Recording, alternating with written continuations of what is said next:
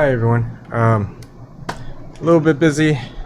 Had to start the thing for Jamal for streaming it.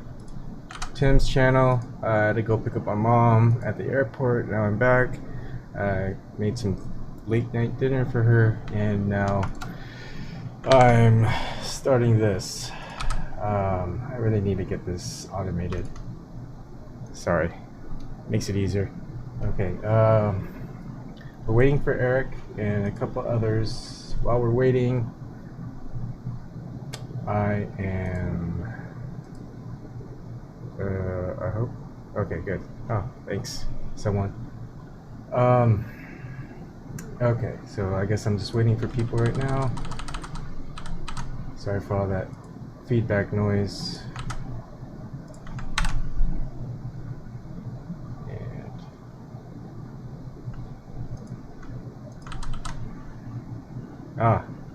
Thanks, someone.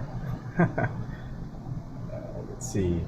And I noticed your fly icon, and I was like, man, why do I have a dead fly on my screen? Oh, someone's on, I think. Thanks, bullshit man. You're awesome. I'm glad that I'm hoping that I'll never have to have you make a video about me saying a whole bunch of bullshit. So you're my check and balance, pretty much. Hi, Dominic. Hey, Ivan. Let's see.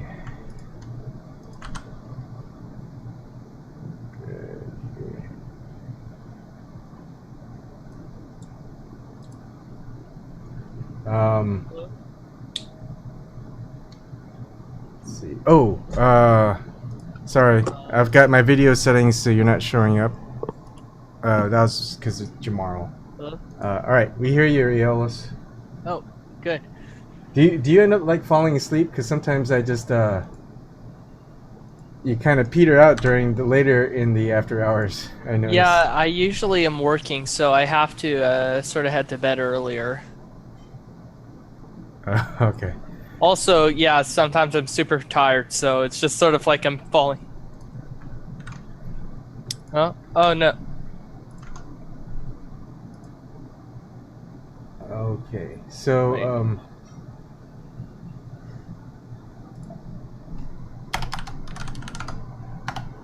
go ahead and take it, you two. I'll be around. I'm just gonna hide my audio, hide my video. So Dominic and Aeolus, it's you two, until Eric joins, and maybe Kelly might be joining. Oh, there's Eric. All right. Oh, awesome. God, the pressure is real. Why you do this to me, man?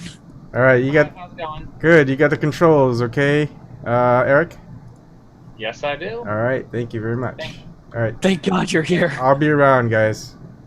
Yeah, sorry it took a little bit. Personal matter. Nah, it's cool. You actually saved us a bit, because this would probably have been a very awkward game of Go Fish if you hadn't showed up when you had. Is it what? It's not a show without me? Yeah, pretty much. Oh, wow. I mean, like at least 25% of the show is you screaming "triggered" at the top of your lungs, Triggered! and that makes up at least 50% of the entertainment value of this program. Get more people to do triggered! It's so great. Like Triggered! usually I get kind of pissed off at people taking a trigger point out of context, but now it's just sort of at this point where it's just so ubiquitous you could use it for pretty much anybody. It's not even social justice minded people. It's just like people who just can't bother to get fucking criticism. Yeah, I mean, I take criticism. Even I call out myself on my own bullshit. So it's just better to accept honest criticism. And you suck. It never pays to be it never pays to be a douchebag. It never. Moral of the story. Speaking of douchebag, I wouldn't tell my bosses that, but okay. Ooh, triggered. Oh, it comes back to bite that. Oh no, you let fate deal with him. It's fate has a way of punishing people for their hubris. Hey, I love humor. They do. That's why, you know what? Use humor against them. You know, if they're that, you know, they can't accept the joke, then it just proves that, you know, they can't even fucking lighten up. Sometimes laughing at people that you don't like or doing something really rotten is the best way to take their power away from them. There was one day when me and my boyfriend were driving down the street, and there was this big, you know, one of these assholes in these giant Hummer trucks, you know, gas guzzlers next to us. And I don't know what it was, but it just started. I call it the blowjob car. It made me laugh. Like there's something about it that just really started cracking me up. And I was like sitting there just dying laughing. And the guy driving in the truck, he looked over and he saw me laughing, and he was like, he started honking his horn, and it sounded like a train. It was like, "Rah, rah," which just made me laugh even more. It was like it was making him so mad that we thought his big dick truck was funny. I love it when the best tiny moments people ever. are driving those big ass things. When little people are driving those big things and they can barely look over the steering wheel, that's friggin' awesome. Hummers. They sound like the blowjob car because you know. Enhancement. That's all the thing is. It's the car for the easily triggered. Triggered. Or for Got little, enough room for it. you also see little angry women driving those things. They're like, I need it to feel safe, and it's like it's a little shit private. Because nothing quite spells safety like military-industrial complex retrofit. Yeah, I hear you. The cocksucking car. The cocksucking guzzling car. Or I don't know if you the guys Ford cocksucker would sell too many vehicles. oh, hey, at least it gives right. a blowjob. I want to see a commercial for that. You know, the new Infinity cocksucker. Comes with all the amenities. You know, the classical music, driving along. You know, A fake head be that great gives a for blowjob. teenage boys. And it's made with really bizarre Nissan parts, so it's just sort of like it's really fucking. every time you bring it into the fucking mechanic, they're like, "Oh Jesus Christ, why?" yeah, you got not one of these. Oh man, too much. Have you ever heard mechanics talk about Nissan products before? It's freaking hysterical. Oh really? Although it's not as bad as like trying to get them to talk about the Saturns. Right. I've literally never owned a car, so thank God. No, I've not really had to deal with a whole lot of mechanics.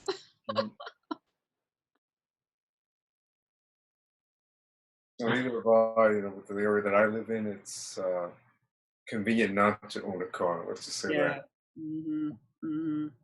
Yeah. Oh, that was the great thing about living in Chicago, because you know, you could just take the L everywhere, and if you actually did have a car, it took you like 2 hours to find a parking space, unless you had like a garage or something. Yeah. No, I've always just carpooled or walked or biked or bused or whatever, taxi, you know.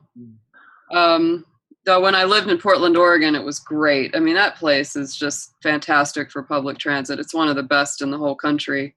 And I miss that. Being in Atlanta, our transit here sucks. It's not.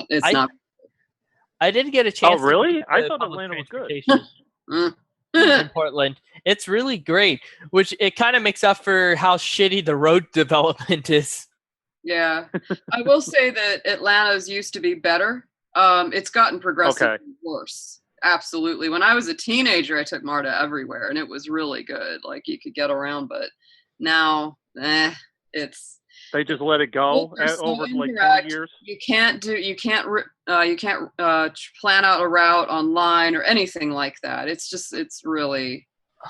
poorly done. They seriously. I mean, and anytime they do any sort of work to the city, it's always something we don't really need. They never will put any real money or planning into a good transit system, which is insane so because it's kind of like Tulsa.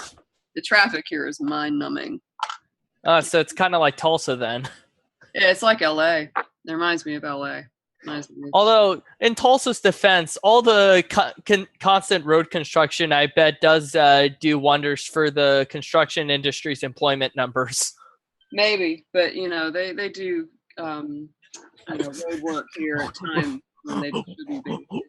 Why are you fixing that goddamn intersection? We just had that repaired 2 years ago. Well, man, when you can bring down a whole chunk of bridge with a plastic lawn chair and a crack pipe, I mean, that's what we've got in Atlanta. Well, those are the construction guys blowing up the bridge so they can redo it. Yeah, well, also the fact that they were storing flammable materials under the bridge. So when the guys in the crack pipe showed up and they got mad at each other and they started setting the lawn chair on fire, it caught fire to the materials being stored and the whole damn thing came apart. And, it was really kind of funny. I was just watching the news and I'm like, yeah, that's where we live. Rush hour is pretty brutal here. Yeah. Sometimes there'll be 2 or 3 other cars, and if there's a horse buggy, it's really bad. Mm-hmm. Horse buggy. I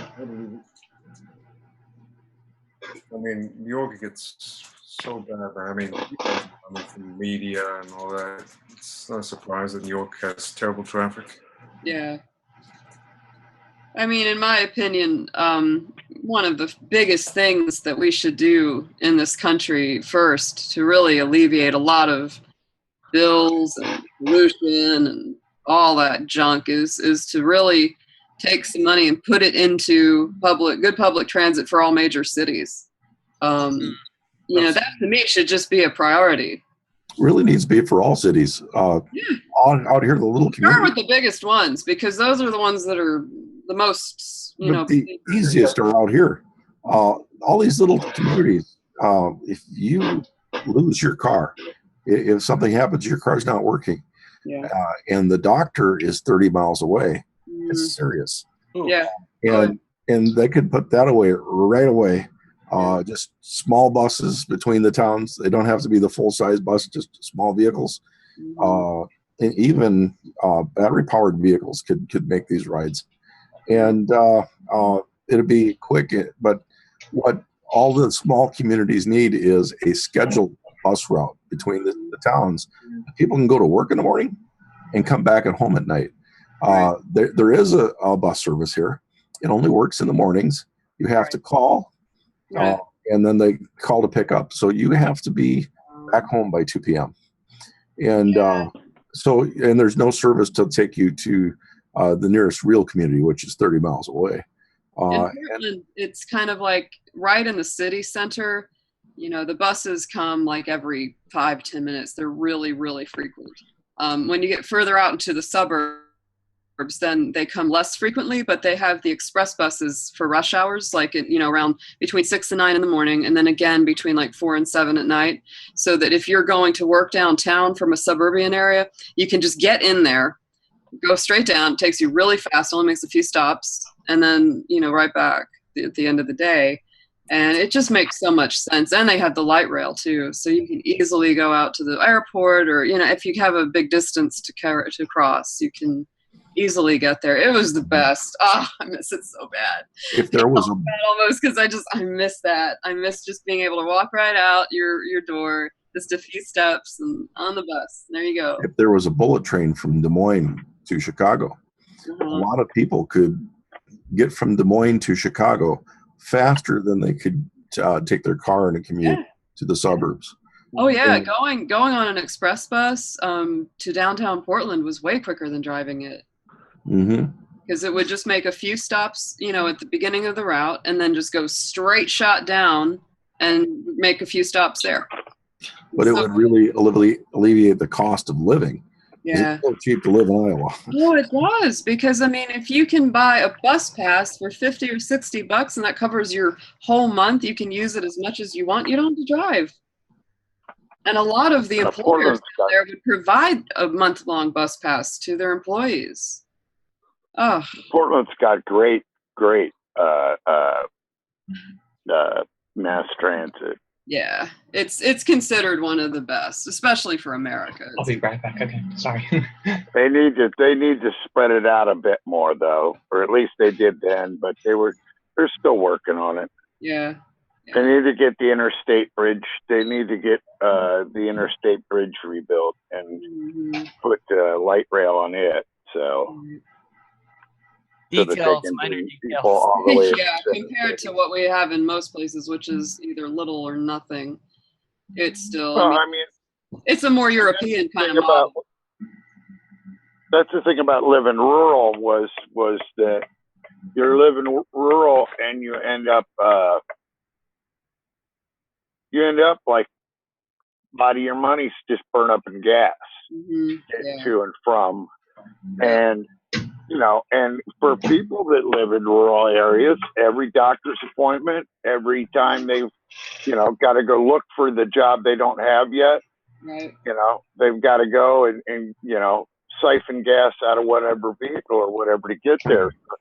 You know, I mean, sometimes, you know, that's the lack of any mass transit in more rural areas is stupid. I mean, even if they ran buses at a loss, you know, on a certain schedule, roughly, so people could get in once a day, you know, or whatever. But hey, you know, well, the little states like this put in $9 of taxes for every dollar they get back.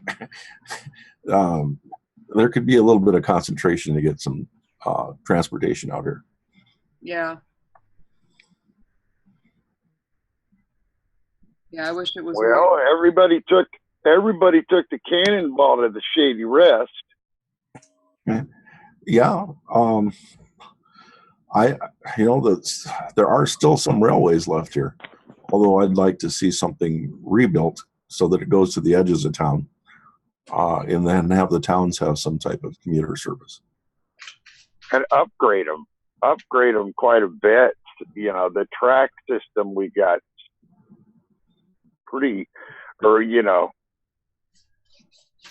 let's put it this way: I actually hand laid track for this guy that he was a millionaire, lived in Amber in this little town, you know, where I grew up, or you know, near where I grew up, and he bought himself a steam locomotive and worked on redoing it. And his dream was to run a short, you know, like tourist train, you know, and so part of that was connecting the yard where he had it to, you know, and wherever he had land or whatever to the main line.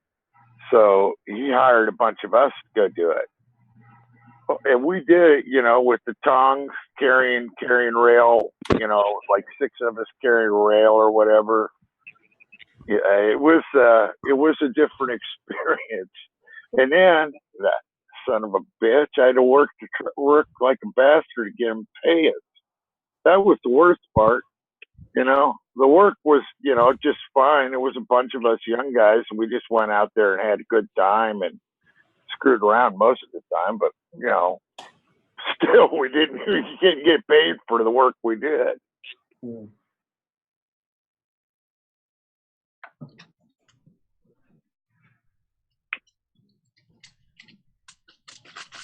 Where did you grow up, Carpenter? Because I didn't quite catch that, I guess, when you were you know, in the earlier episodes here.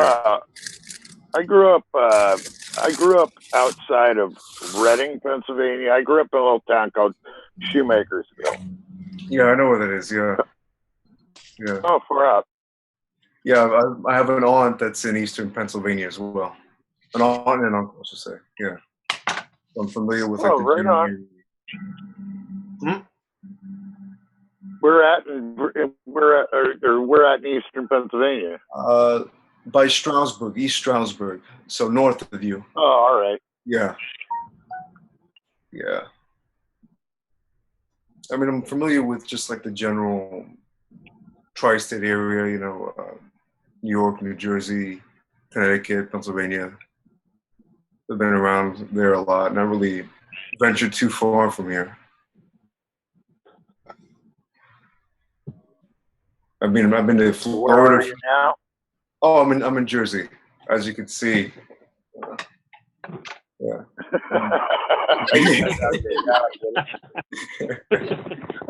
I was looking, trying to look at the big screen of everybody. I was seeing, and then I'd flip over. I see.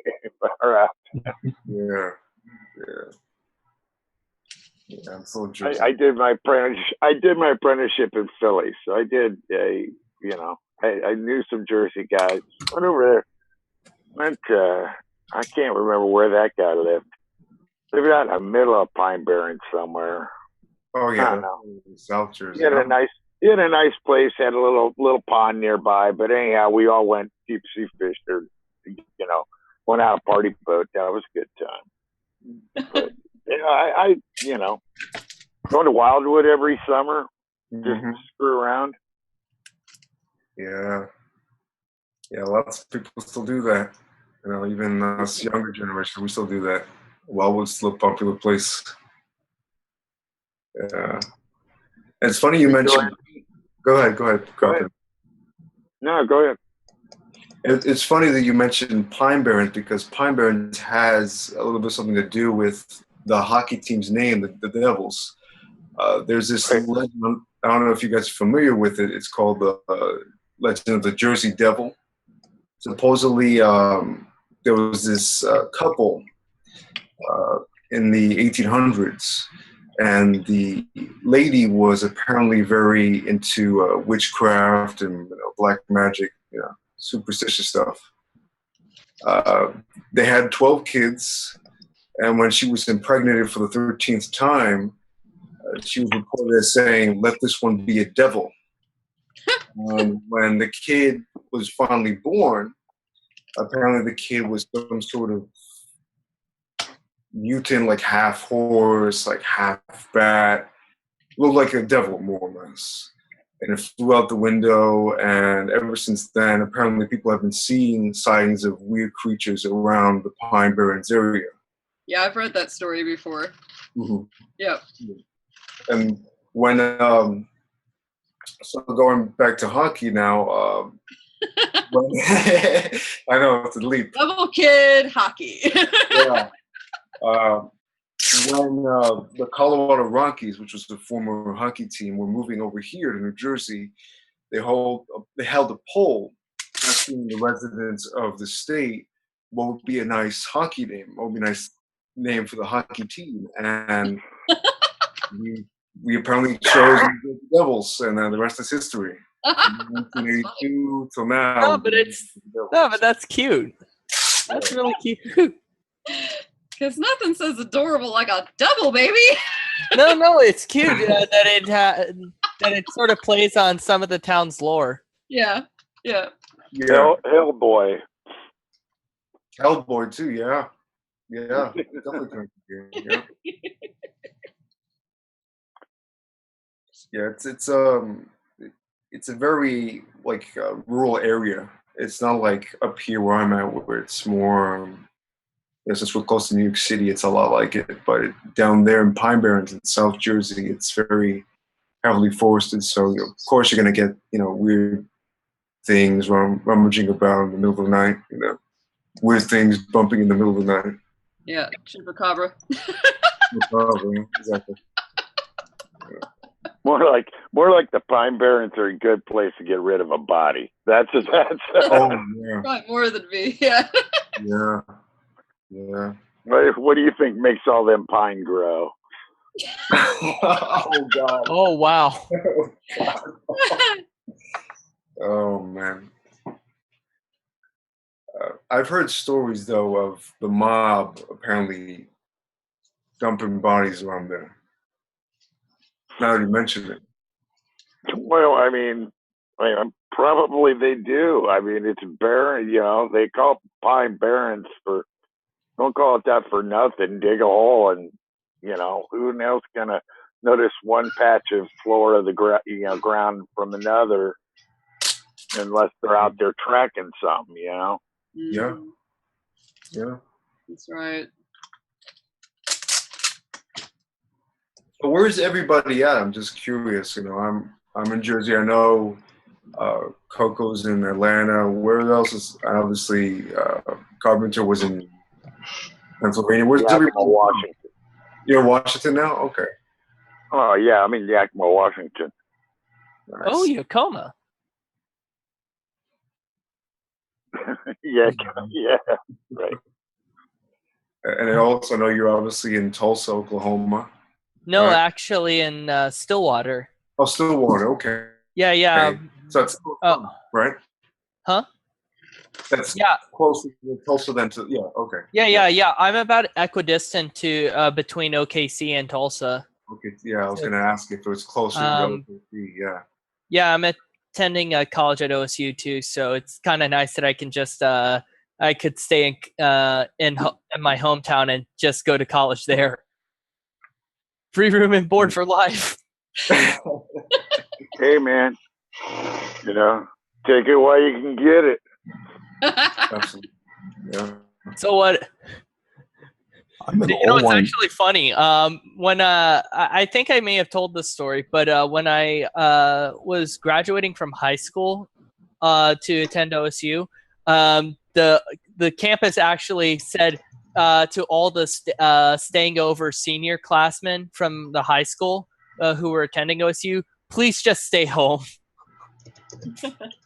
Because we had the largest incoming freshman class up to that point. And they had literally run out of dormitories to staff all the freshman students in. So you're going to go to LSU? No. I'm attending at OSU. Oh, okay. But who knows where life is going to take me next? Yeah.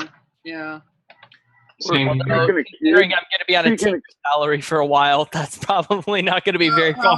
How are you doing with the tuition, student loans, etc.? How's that hitting you or not? Well, I guess I'm kind of fortunate. I mean, I did lose my scholarship a long time ago during my first year, but no, my family has helped to pick up the tab, particularly my grandmother. Oh, that's good. Because she had set up some educational IRAs to help me pay through college, and I've been sort of coasting on that. That's good. Yeah. But I don't want to rely on that forever because honestly, that was originally going to be used if I didn't have to dip into it for my first apartment. Right. So I'm trying to just get through as fast as possible so I can still have a house at the end of this. Wow. Yeah. What are you hoping to do for work? What would be your dream job or dream idea position? So I would say that my ideal position is just to move to the West Coast to teach in the inner city. I want to work with low-income urban students. Nice. So that would be me, but life is filled with inevitabilities that have a bizarre way of coming back to haunt one's priorities. Yeah. That's true. That's true. Check this out. They had this shooting today. I heard about that. Yeah. So my wife gets a call from my son who's in Tennessee, and he said, I was going to answer the phone and say, don't tell me you got shot. But it turns out he works at a I don't know, store game and card store. I don't know. It does all kinds of nerdy games and like Magic the Gathering and stuff. Yeah, like a nerd hall, I don't know what they call them, but anyhow, well, so that's not the technical term, but it's good enough. But it's pretty accurate. We know what you mean. So he's there at work today, and dude came in and held him up at gunpoint, man. Yeah, it's like, whoa, son of a bitch. Anyhow, he's fine. Wait, are you saying that the games place he worked at got held up? Yeah, I guess they buy they buy like gift cards from people. Okay. So they do like a cash business. They run over a lot of cash and stuff, I guess, or something. Yeah. Anyhow, I don't know. Could have just been it was on the dude's way. Who knows?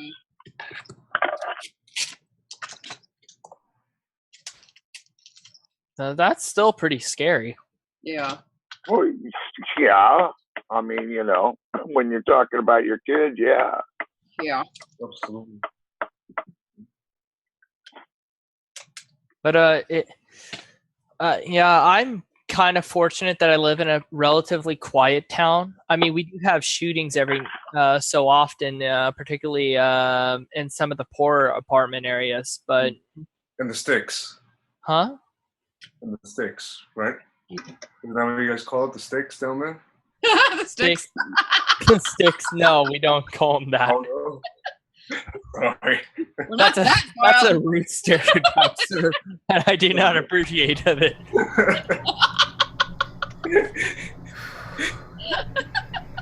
Just blame me not ever having gone there. Just blame it on that. You clearly have never been to Oklahoma.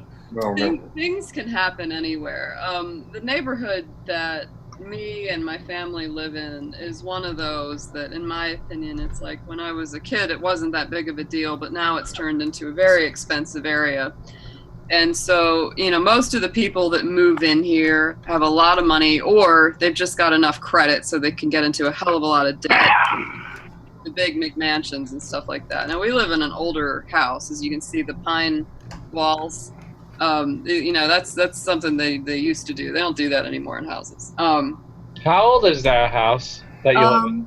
This one, I think it was built in the 60s. 50s, 60s. It's a ranch style, typical kind of thing.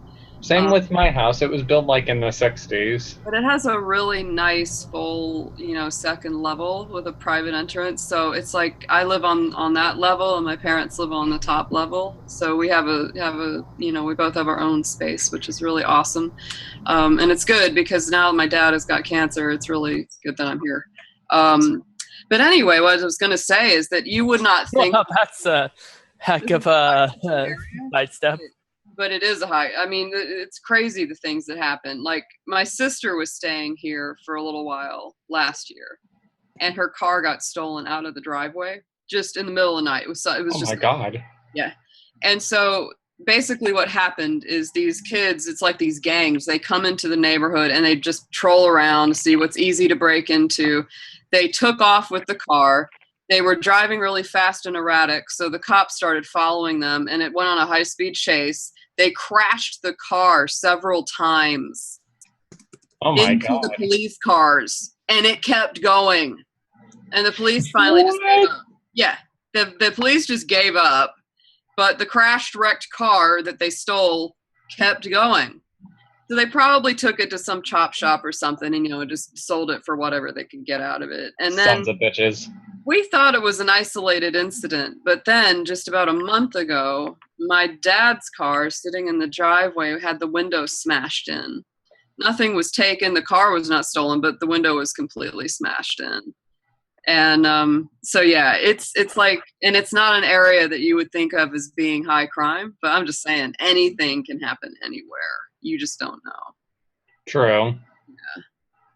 Yeah, I moved into this house after the people that moved before then. They moved because somebody burnt their car, like set fire to their car out in the driveway. So wow. They moved. I moved in. Yeah. Sometimes things like that can be revenge motivated or something that, but there's nobody that knows us that wants to do. Oh, I have a feeling that was that was somebody that was pissed off at her. Like Yeah. she was kind of batshit, so you know, I could kind of see where that would happen. Yeah, there's no accounting Well, for I that mean- shit. Yeah, well, torching your car does tend to generally, it's a sure sign that somebody doesn't like you. Yeah, Tends to be. You know, it's You might even say that they might be triggered by you. Very triggered. Somebody definitely got Bird!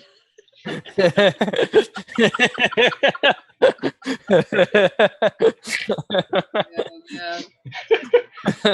sure. I need to put a Eric, sign. I'm gonna put a sign out on my Very front. triggered. Triggered. Maybe I should make a We are vandalizers. Come on. We need just like a Batman effect that just goes across the screen every time. Yeah, well, yeah, with the MLG air horns just blaring. Brr, brr, brr, brr, brr, brr. Triggered. Oh my god, it's like that Pee Wee Herman with the word of the day or whatever. Triggered. Oh yeah. Right. Yeah, pretty soon you'll start hearing it in different languages. Oh no. Let's not get too crazy here. I think the whole thing with triggered is just too funny. It's like now you can use it nowadays. No, we're gonna run this thing into the ground. So many levels, Eric. I mean, that's the world we live in now. Everybody's triggered off about something. That's actually the bulk of the problem with the world. Everybody's freaking hair trigger. I mean, it's just they're ready to pop. Brr. What you mean you're not? Come on. I mean, I think it's more so it has to do with we're more aware of people being triggered than anything. Yeah. You know how close we are now with obviously the internet and everything else. Suddenly, it's not as simple as just writing a hit piece anymore. Now it's sort of like, oh yeah, that might be a bit of a dickish thing to do. Sorry. And I think we're kind of still getting used to that. It's sort of like, Yeah.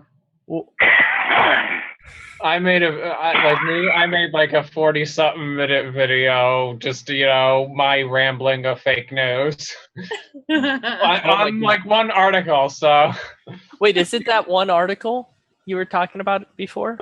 the one with the James Assey, yes, that guy, the one who wrote a hit piece on HA, and somehow managed to miss the point. Who, me? No, him. No, the guy who wrote that article. Yeah, it was fake news. So, like, it was my rambling of fake news. You were so you were so bad at your job.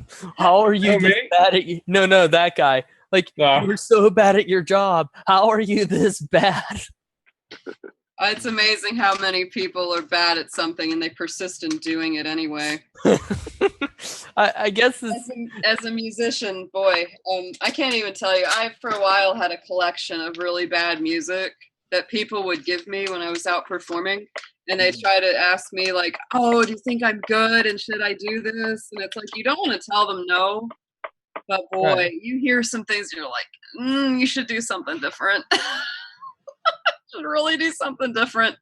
I would rather have someone be honest than me and then just tell me some like wacky Disney fucking lie. Yeah. Yeah, it's like I'd rather be told that once, because like first, it's like I look dumb doing this, but if nobody tells me, I'm just gonna keep doing it and keep looking dumb. Yeah. Yeah. I mean, on the one hand, I'm not usually for the person of being, like giving harsh critique. I mean, I can be blunt, but I don't, it's not my intention to be a douchebag about it. At the same time, there's a certain classification of people who refuse to get the hint that sometimes you have to beat them hard over the head with the reality stick for things to get through. Yeah. Good point. Yeah, I remember there was this guy that wanted to work with me at one point, and he literally wrote a song that was all about him complaining that his family was taking up too much of his time at home. It was a song all about that. I'm like, did you let them hear this? I hope not, because boy, you sure don't like your wife and kids. It's like, you said, have you ever? leave No, me alone. Why are you bothering me? It's like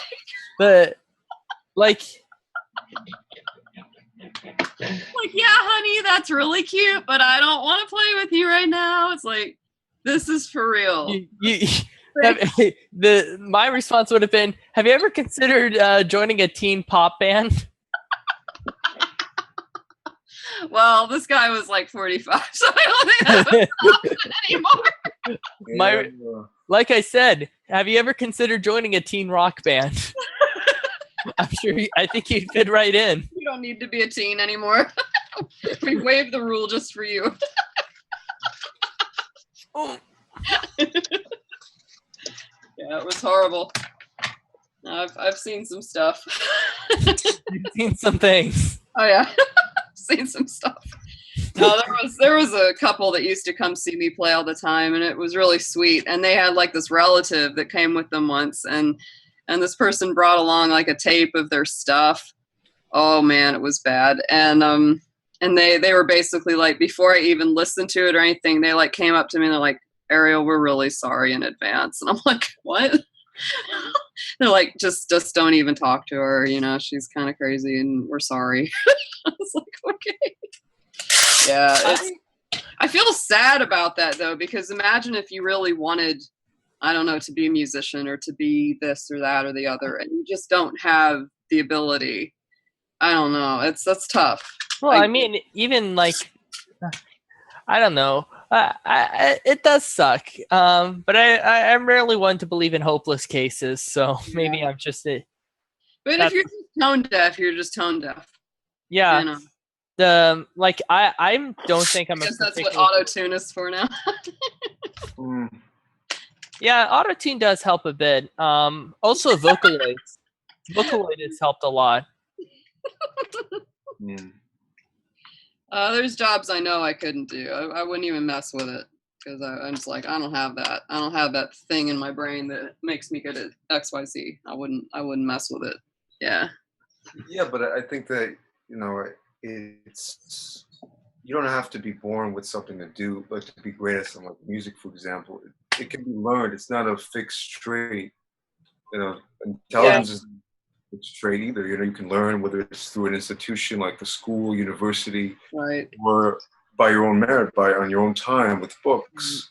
The thing is, there's a difference between inborn talent and ability and learned skill. Exactly. And I've known musicians that were technically perfect, like they could hit it all and play it all, but had no heart in it at all. It's just like listening to a robot play. It's not really, there's no passion.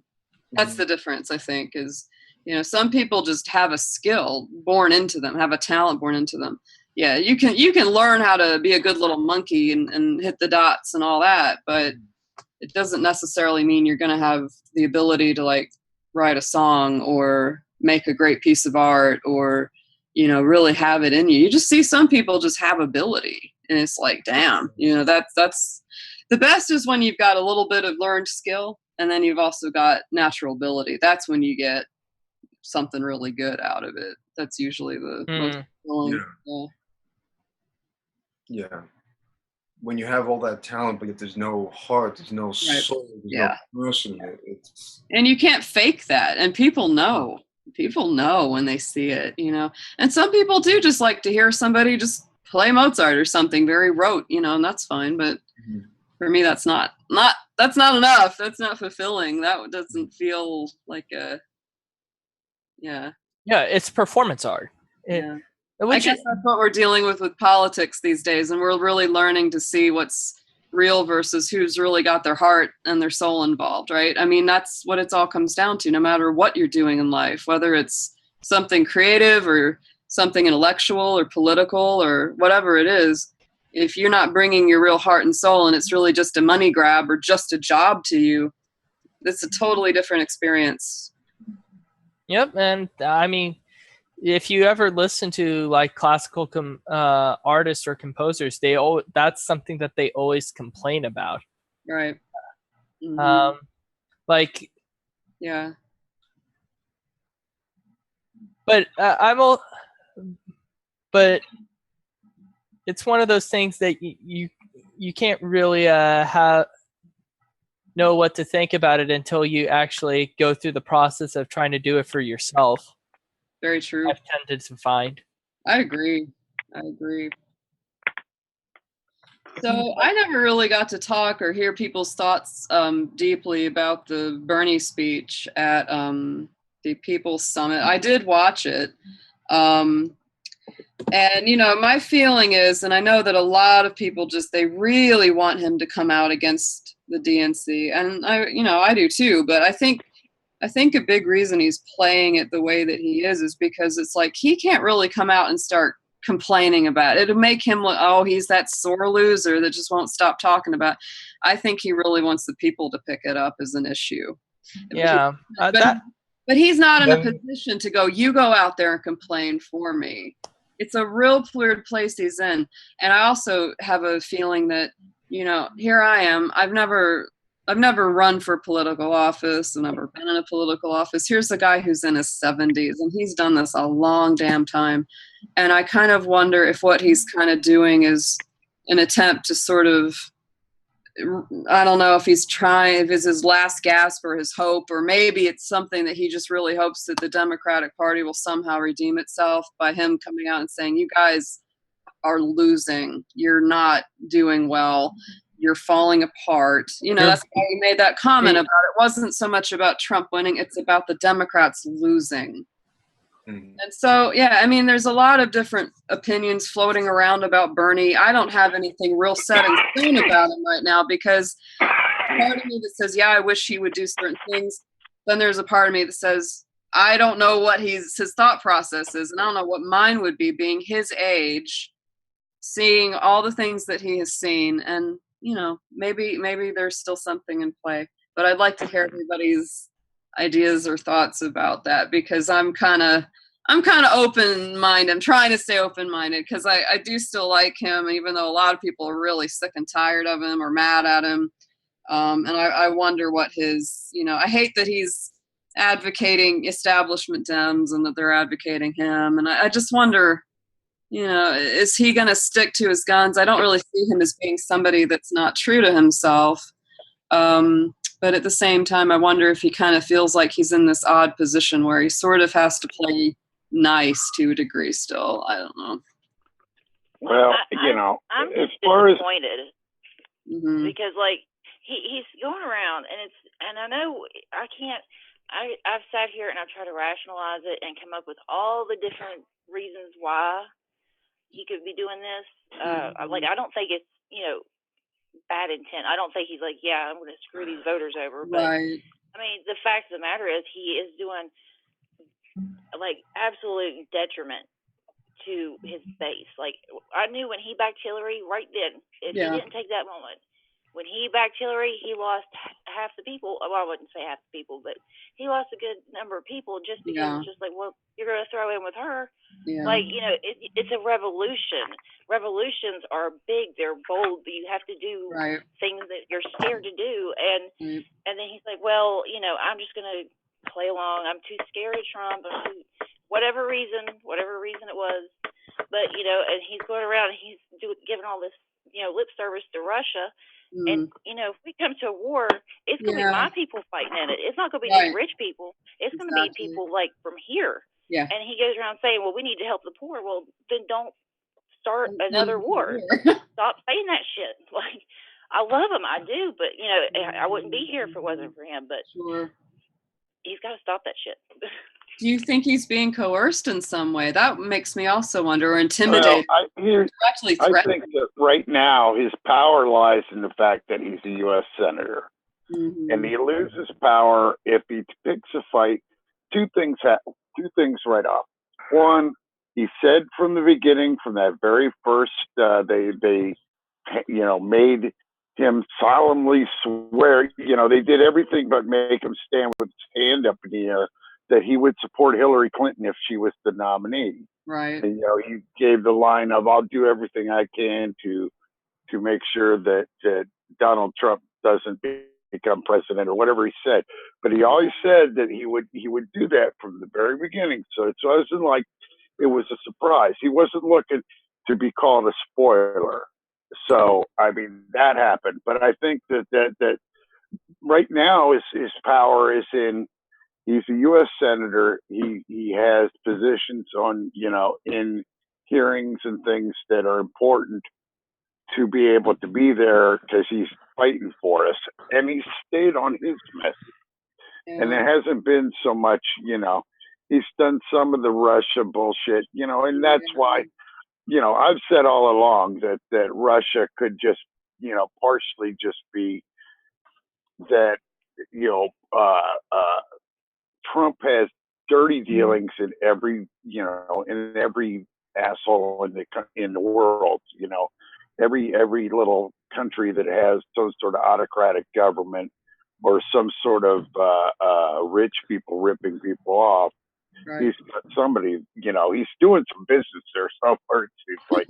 So, I mean, the idea that he would have kind of weird finances in Russia does not surprise me at all, or that they knew that Jared what's his face did, or whatever. But so that's always been so like this whole, but this whole Russia thing has been amped into like they purposely. Well, we know they planned it the day after the election or whatever it was that in Hillary's book, in the Shattered book, that they talk about how they made the plan then that would be the narrative, that it would be Russia's fault. And, and it was just from there on, it's been that constant drumbeat. And so I think that Bernie can believe that could believe that it's true and not necessarily believe in the hype, the larger hype about stolen elections and those things. You know what I mean? I mean, so he's buying into that Trump is, Russia might bring Trump down, or Russia might hurt Trump. Right. But that it doesn't necessarily mean that he buys into the larger conspiracy theory. You know what I mean? So yeah. Look for, here's for the thing that on Bernie, look for what he does as far as after the 2018 midterms. See what he does then, because that'll be when he starts making a move, if he makes a move. Yeah. And, I don't put it outside of him to start a third party. I mean, I really don't. Only because I think he knows he has back enough to pull it off. Yeah. And I think that's something he's holding his cards essentially.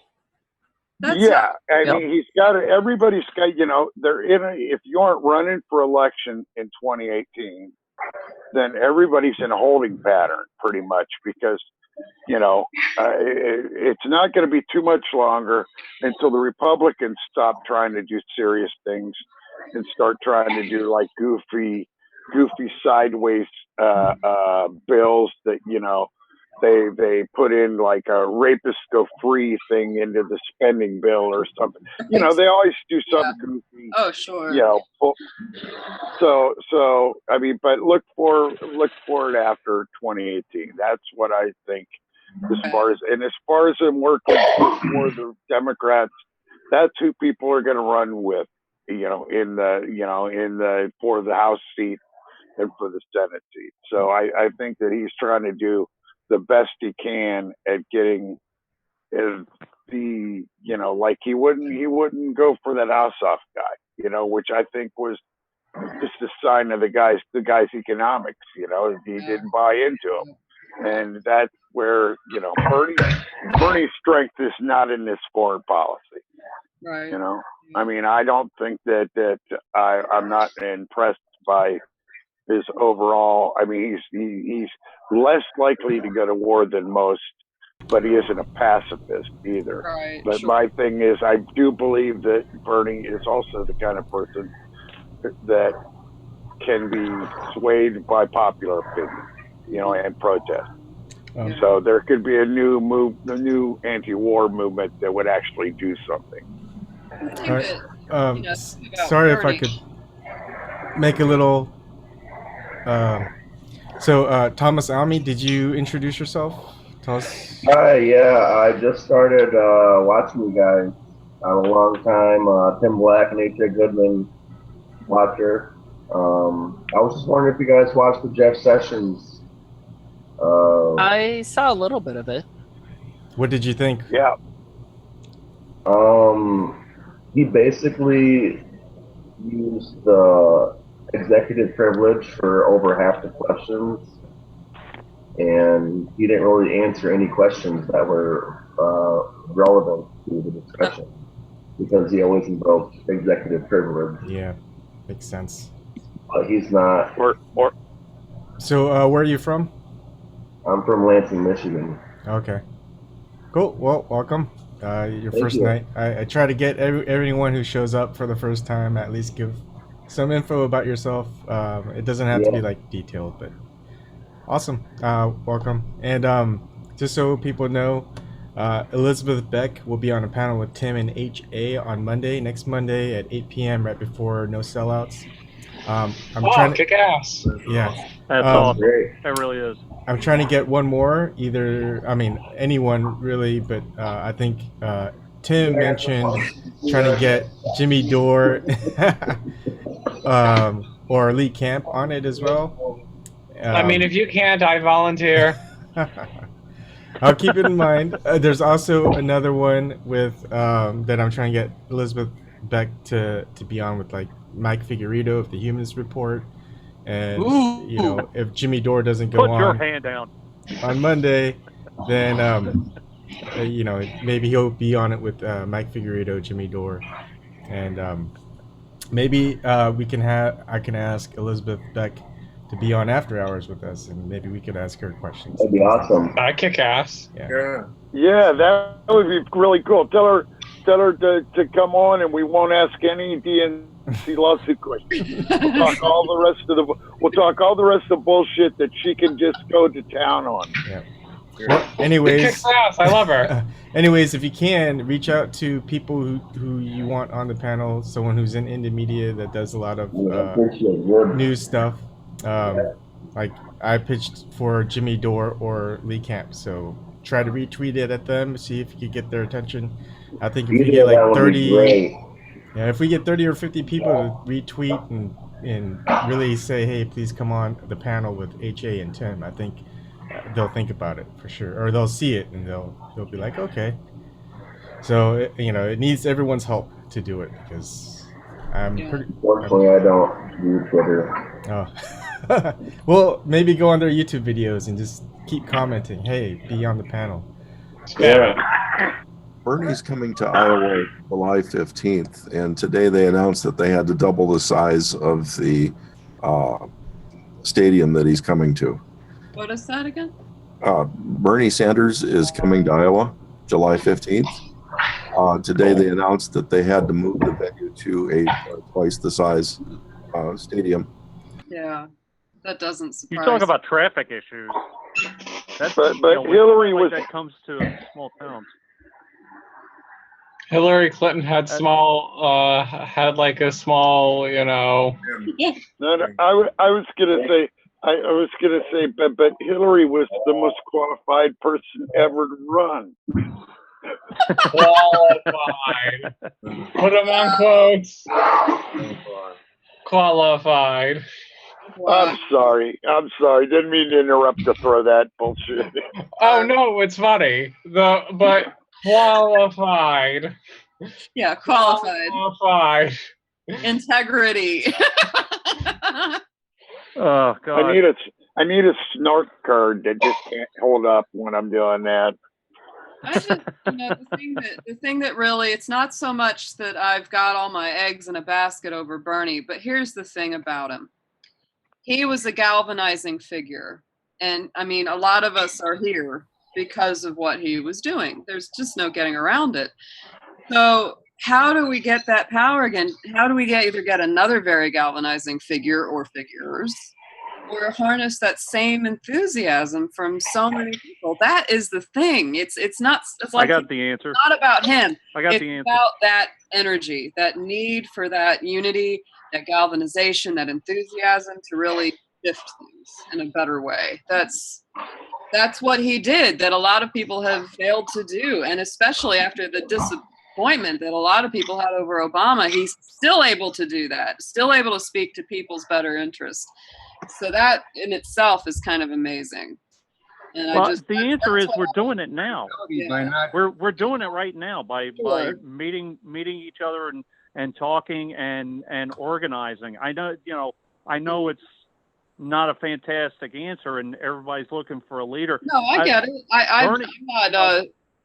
I'm not die cast into something that a stock rote answer or an easy answer. I'm just saying that I think it's what it is about Bernie that sticks in people's craw. That's what gets them, because it's like it's not so much about him, it's about what he did to get people to all go, yeah, we're not going to take this crap anymore.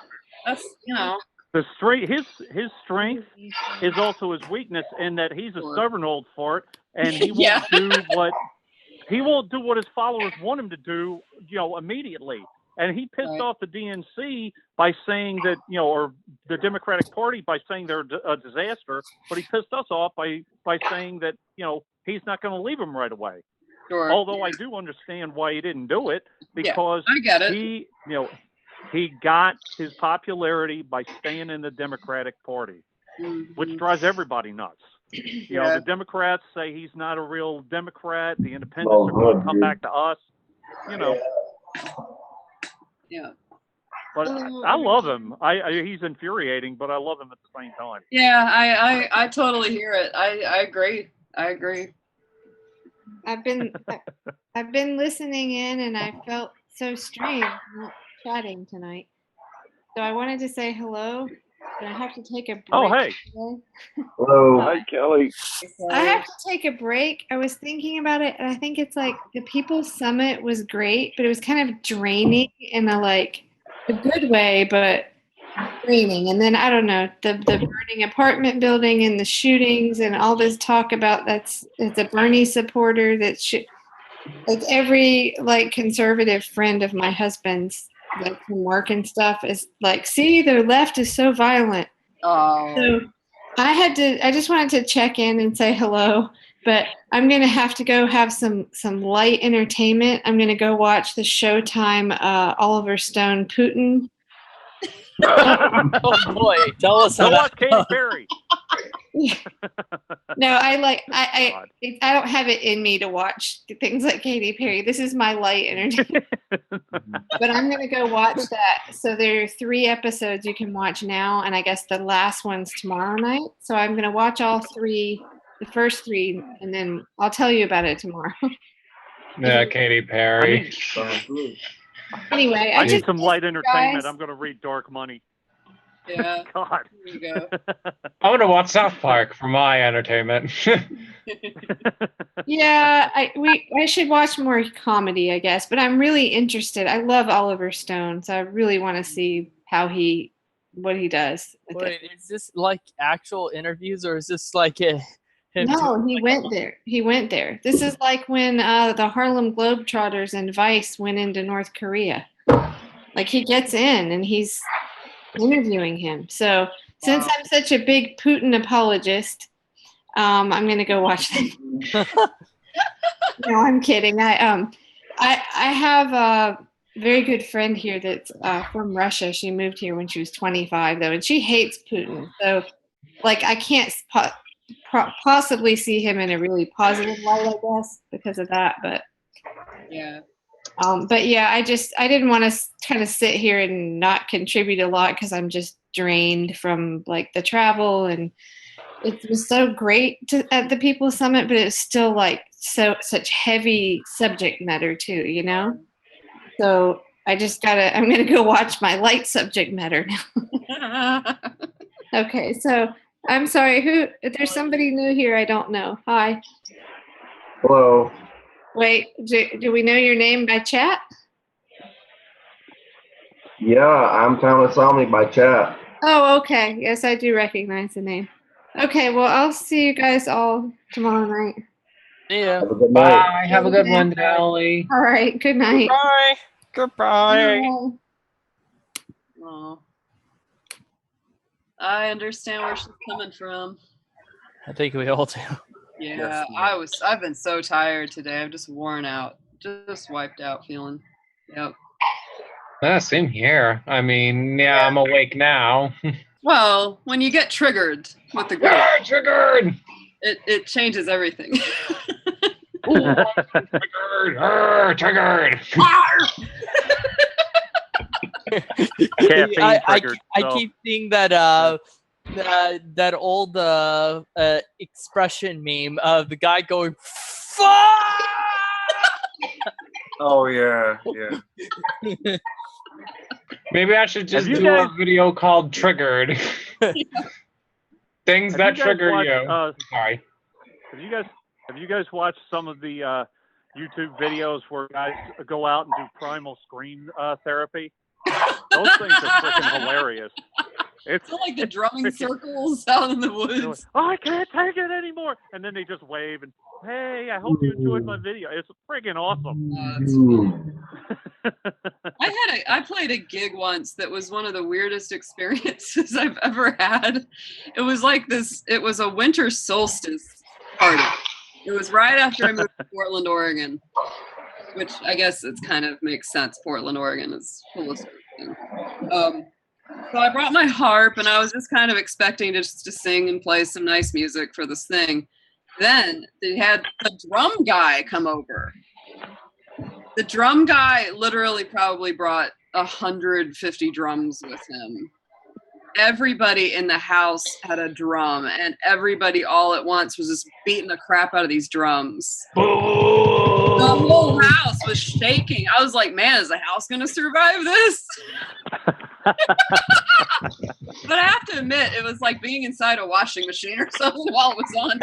By the time we got out, I was like, whoa, I'm so glad to be away from drums.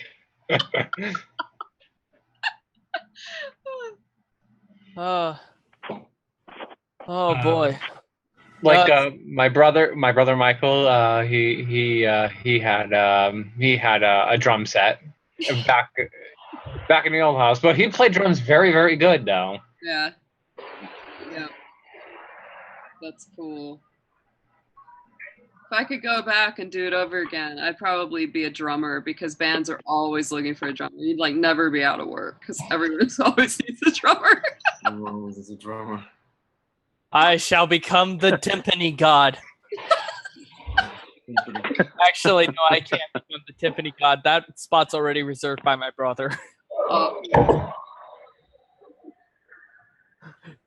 No, the great thing about, especially if you, I don't know if you guys were in a marching band when you were in high school, but my brother mentioned his experiences being in pit. And one of the things that he got as part of his commission is that he got minions to help him carry his timpani. Everyone with a giant musical instrument needs a minion. I've had many a minion in my life to follow my heart. Yes. I'll be right back.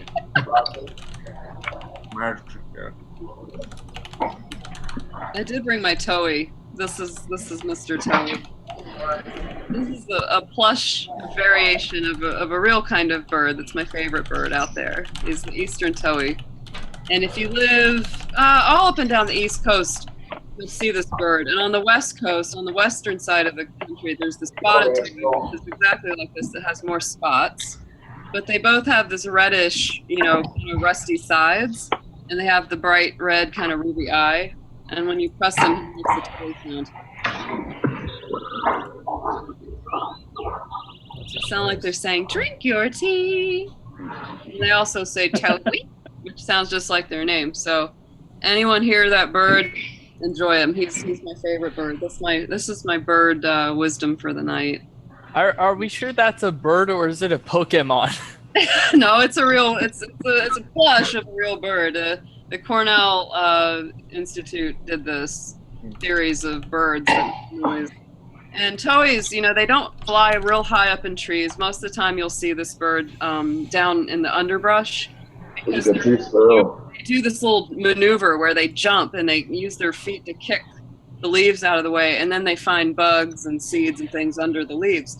So you'll often see them underbrush or lower bushes, lower branches, because they're jumping around, and you'll see them just kicking and kicking, and it's really entertaining. But that's the eastern towhee, who used to be called the rufous-sided towhee. Eastern towhee. That's my ornithology lesson for y'all today. I got a bunch of tree sparrows. Once you hear that and get that sound in your mind, you'll never unhear it. You'll remember it forever.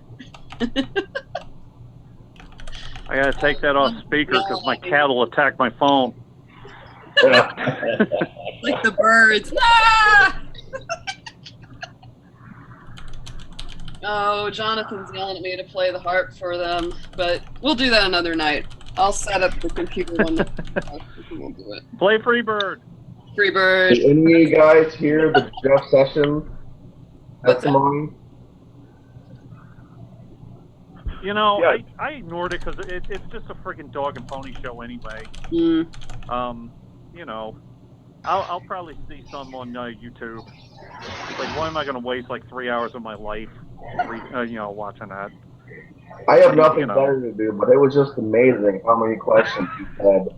I cannot answer that question. Or I cannot recall. Yeah, I cannot recall. Most he used that one quite a bit too. He used that non-existent. What do you mean? He used Senator that non-existent what is your name? I don't remember. Executive privilege that, I guess he thinks he has. I don't know. I cannot recall, and executive privilege was the two most popular answers. But you know what drove me nuts? I saw a YouTube clip with Sessions talking about the legalization of marijuana. Everybody knows he's against legalization of marijuana.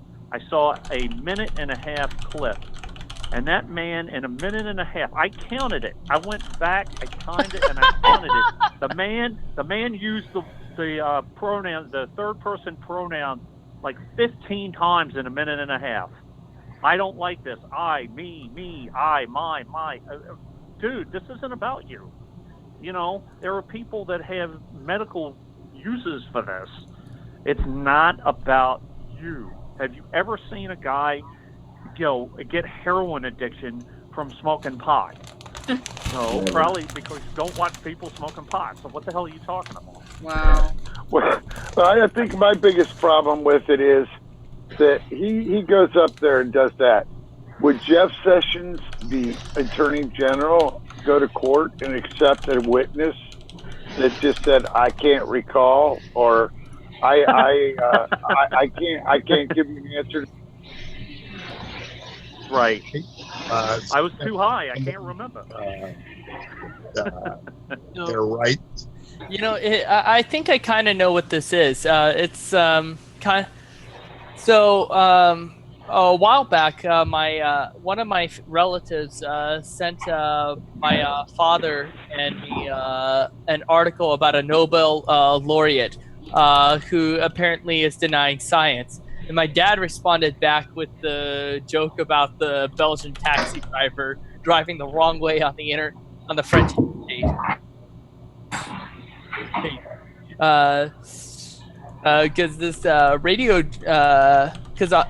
this guy is riding in on this taxi, and he turns on the radio, and he's talking about a guy who's driving the wrong way on the freeway, and the taxi driver responds, "What an idiot! There are hundreds of them."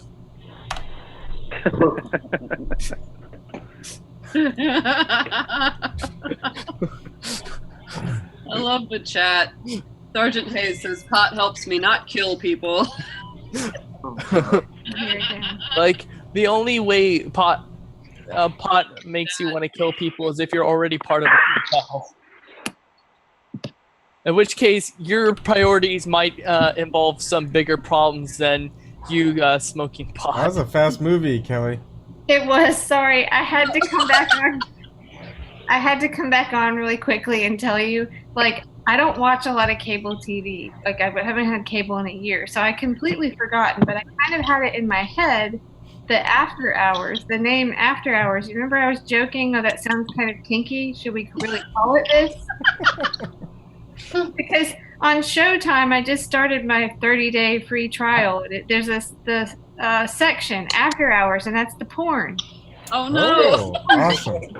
All right, I'll start taking off my clothes now. Okay. Tony to go with this one. Well, I'm going to start putting on more clothes. I just wanted to tell you that. It must have been, in my subconscious somewhere, there about that. But yeah, After Hours is the porn, the adult entertainment segment of Showtime. Bow, bow, bow. I mean, we might want to think about renaming, or it might attract more people. I don't know. Like political After Hours, or I thought it was Skinemax. Well, if you want to put it, we are kind of undressing the politicians in the metaphor. There we go. That's true. That's true. Politicalporn.com. Ooh, intelligence porn. It's very, very kinky thinking. I was just about to say, do you really want to see Ronnie Reagan doing Margaret Thatcher? Do you really want to see that? Yes, God damn it! I want to see them perform. They gutted my freaking healthcare, my unions. I deserve some goddamn entertainment from this. Exactly. I do kind of wonder, though, if anybody might pass it by thinking, oh well. Oh well. Trust me, there would be a group of like 150 guys across the world that it would be a specialized kink that that whoever does the acting in it would make millions of dollars off of doing nothing but Maggie and Ron videos. I'm gonna fist with knowledge. All right. I'm going to watch Putin. Trigger porn. Yeah, thank you for planting that one. So did you guys hear the Amy Goodman interview today with Oliver Stone and about Putin? No. No, I didn't think so.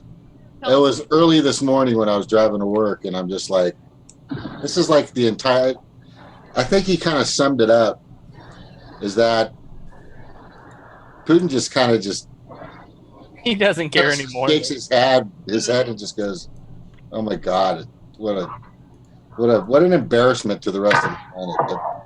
That's kind of it's a shit that I got out of it. Yeah, that's like, I personally don't care for Putin or his politics for numerous reasons, but I do have to admit it's kind of I did find some dark humor in it when he called America a banana republic. Because they got so freaking triggered that Russia might have gotten in. It's sort of like, you're telling me that I'm now so powerful that I somehow managed to destroy your election. Then what are you, a banana republic? It could be banana hammock, depending on the context. At this point, where we're going. Yeah, that's it's embarrassing. We're the laughing stock of the planet, man. Yeah, so it is. It is. I mean, yeah, but for a while. Yeah. Yeah, we've been. We actually kind of asked for it because all these fucking stupid politicians. Yes, I call them stupid. I don't care. I mean, some of them are smart, but most of them are just fucking stupid. Well, I think what it is more than stupid is they just don't care about people. They're lazy. Made the little pact with the devil to grab the brass ring and not give a shit what the people really need. So in some ways, they're very clever. I wouldn't call them intelligent. They're clever. They're able to manipulate. They're kind of sociopathic. I mean, it's really kind of a thing. They're very manipulative. They know how to gain your confidence. They know how to gain your trust. But there's this split. They've been doing they're it like for a a long cult. time. They're like a cult. Yeah. Yeah. Democrats are a And your cult. bastard knows a thing or two about cult. We know he says so. Yeah, I know a thing or two about cults. Yeah. I'm probably, don't we all? I don't. I was Cult Did of you have a culture. personal situation with cults, Eric? Oh no. Like what you call it? I observe cults. Oh, I almost became a Mormon. What's interesting is a lot of Polynesians, especially Samoans, Fijians, Tongans, mostly Samoans. There's a lot of them that are really. I don't know why they cling on to. I think it's they preach family and right, and they're really big on. And it's a cultist atmosphere, and it's almost addictive when you get into it. I lived in a place in California in Barstow, which is like when I got out of the Navy, and there were just Mormons everywhere. And we went to a couple of their events where they were constantly inviting us to the point to where, okay, I'll buy it, you know. So we went, and it was just constantly, come on in, you got to come out more, you got to hang out, you just come. And I really thought there was going to be some kind of satanic ritual, like at some point that I was going to have to endure. Yeah. But it was really sad. But the Polynesians we're Well, a bunch of knuckleheads. The thing is, a lot of cultures are family oriented in the first place, but then when you add religion to it and their focus is on religion, you really know what the religion's focus is when one person in that family leaves, and the family dynamic is pretty much dead. You have the same thing with Mormons, who one person leaves the Mormon church, and the family's still in it. They're pretty much ousted. They're just kind of no longer part of the family in a way. Yeah, they become the black really sheep. bad. It is. So what happens is you become the first stage is they shun you, and then, because I've seen it, and then they call you a Jack Mormon. You do not want to call a Mormon a Jack Mormon, because if you call a Mormon a Jack Mormon, you better put up your dukes, mister. Because that's a really offensive term. It's like calling a Hawaiian blala, which means super lazy. Yeah. So you guys, just saying. But it's totally. It's terror. It's just, I don't even know why we had our own culture. We had Huna, which was part of our practice that we used to have for thousands of years. That we did the shaman stuff, and we had our dancing, and a lot of our stories, like many cultures, were taught down through dance and song, and carried on through the ages. And we've lost a lot of that. But there's a lot of people. Like, I don't know if you guys know about this island. It's northeast of Hawaii. It's called Ni'ihau, and it's only for Hawaiians only. You can only be either 75% or pure Hawaiian to live there. And there's, I think, maybe under 5,000 pure Hawaiians that live there. And they still practice Huna, which is the ancient, they don't call it a religion, they call it just a process. Yeah. It's a way of living. It's very similar to some Indian cultures, very similar to some Egyptian ancient cultures and religions. But it starts like this. There's the physical self, there's the primal self, and then there's the high self. And only the middle self is the conscious self, us talking. And then the primal self is just like, when you're hungry, or you sleep and you have to breathe, and it's automatic, or if you see a hot chick with some nice curves, or a guy or whatever, the primal thing happens. But the only way, but they say that you can kind of dictate the future or your lifestyle or the way things move, kind of like an Anthony Robbins thing, by the middle self constantly telling the low self And you see that practice in tennis, in soccer, in sports. When you see a tennis player constantly talking to themselves, just freaking turn your wrist over, just turn your wrist over, just turn your wrist over, and stuff like that. You're constant, like a lot of athletes will do that. You know, step back more, get your hands up higher when you throw the football. You know, they're constantly telling themselves. So that's actually a true practice that happens to this day, where the conscious self tells the lower self to do something, and then when they connect, it produces a higher self, and that's part of the culture. And there's so many other things. Yeah. But anyway, I can go on and on. Kiribati, just southwest of Hawaii. Yeah. They have 6,000 times more people than what their atolls or islands can support, and they are supported by the Catholic and the Mormon churches, about 50-50.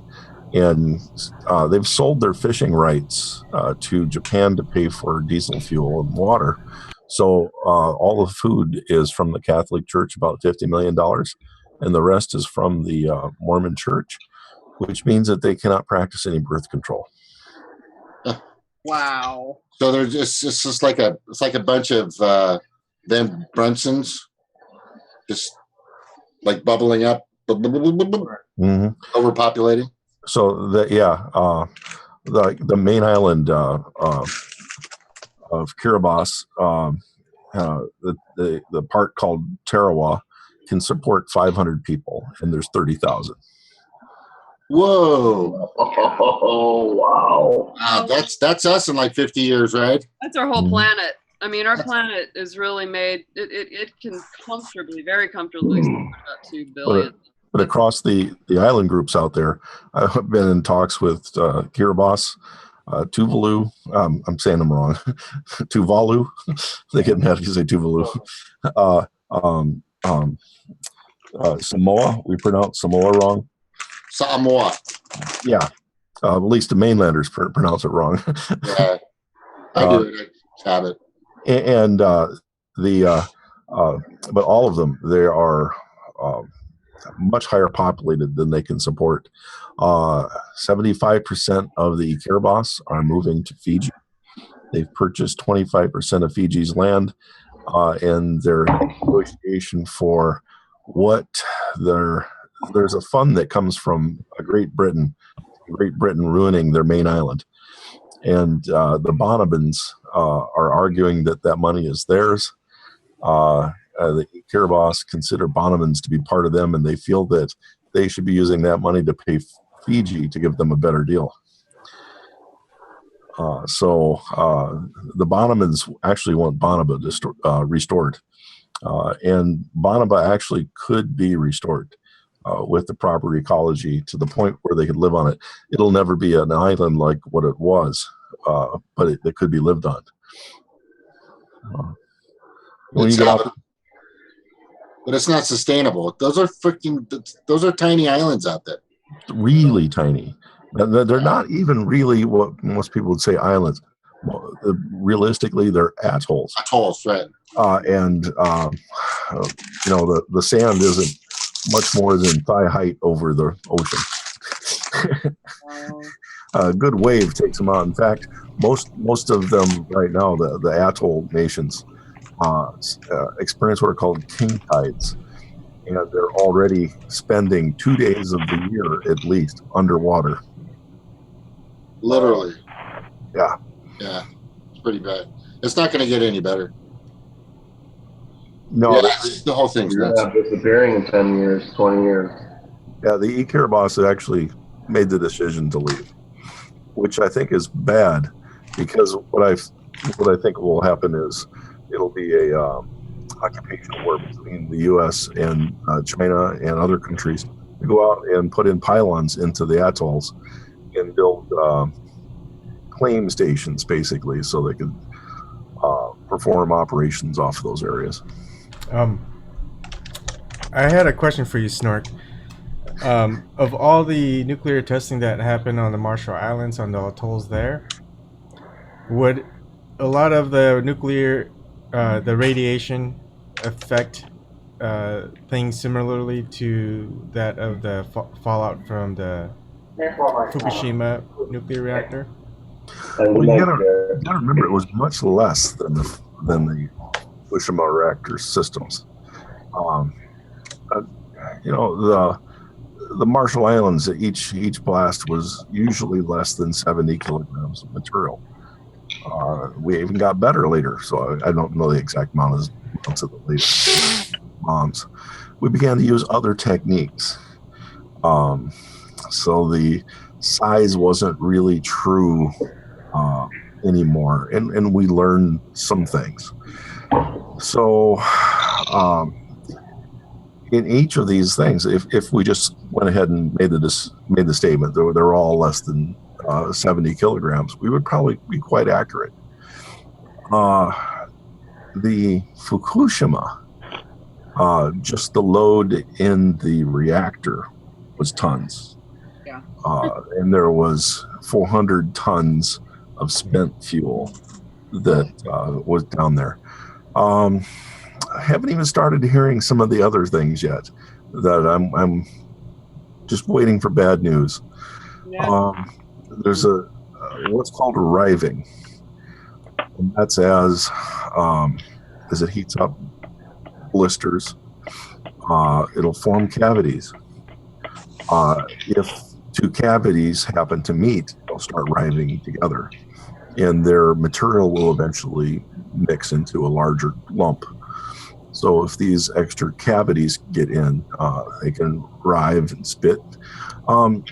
A good example of this, in Switzerland, there's a mountain called the Matterhorn. Kind of got this like, hollowed out shape on one side. Hey, we got a Matterhorn in Anaheim. I believe it probably looks like it, right? Yeah, it does. Yeah. Okay, that shape is from riving. Oh. Develops each year and spalls off a little bit of the rock. Pretty soon, it does some devastating damage. And I think Matterhorn was formed in less than 15 million years, right? Probably less than a million. So it's a significant force. And riving, another situation for it. I don't know if they have roads with gravel where you live. And then it rains, and your car tire hits the puddle, and the puddle splashes out, and a little bit of the rocks from the puddle splash out, and pretty soon you got this great big pothole. So riving is also the method that most potholes form.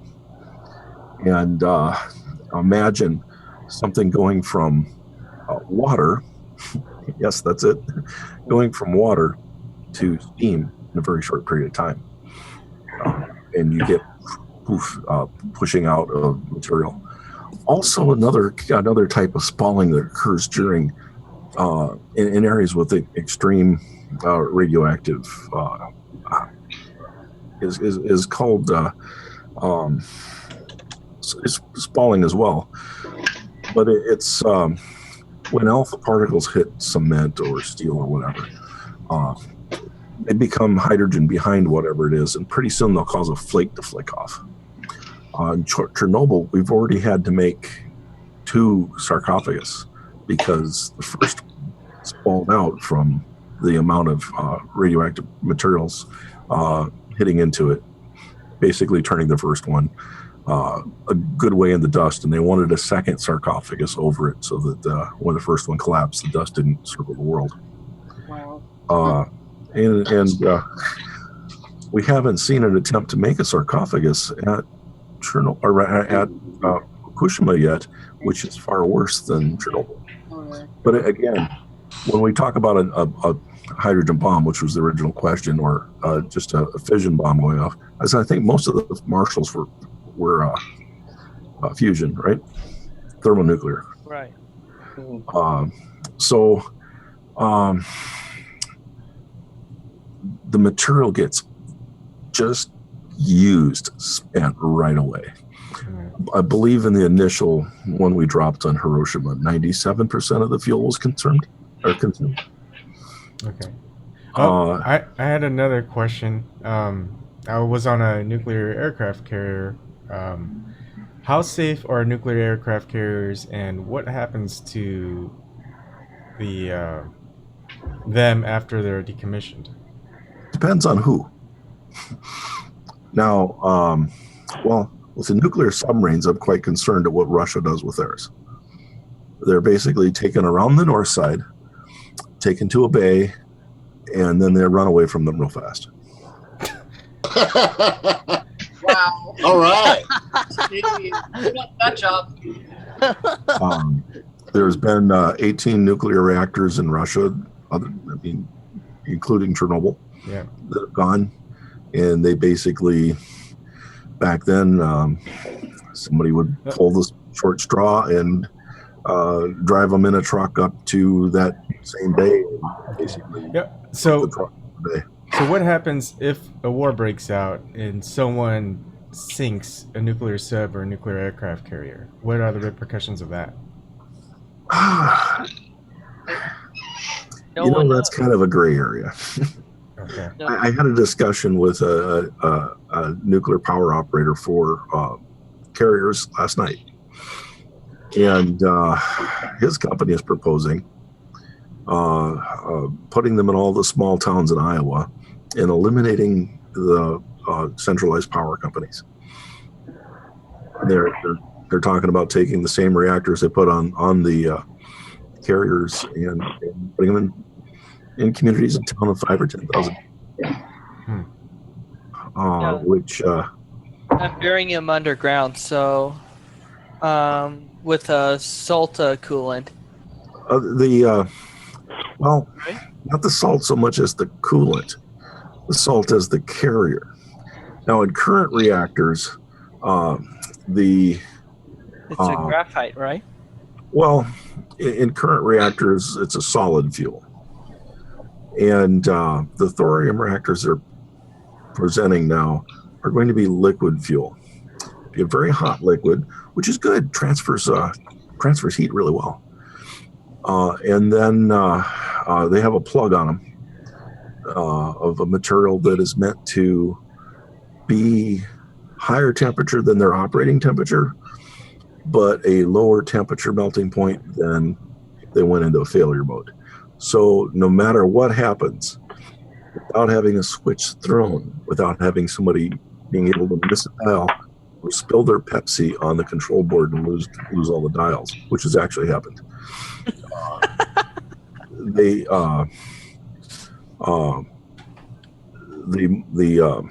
thorium reactors would basically melt their plug, and their fluid would go out into separate vials, each of the vials being too small to support fission.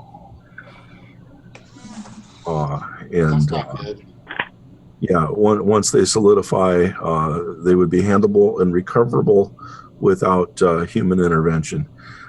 As we saw in the Fukushima, the rod systems, even just getting bent a little bit, eliminated the ability to go into them with automation. And the levels are too high for robots to undertake for more than a few minutes. Human dosage would be in the milliseconds. I have a question, please. Sure.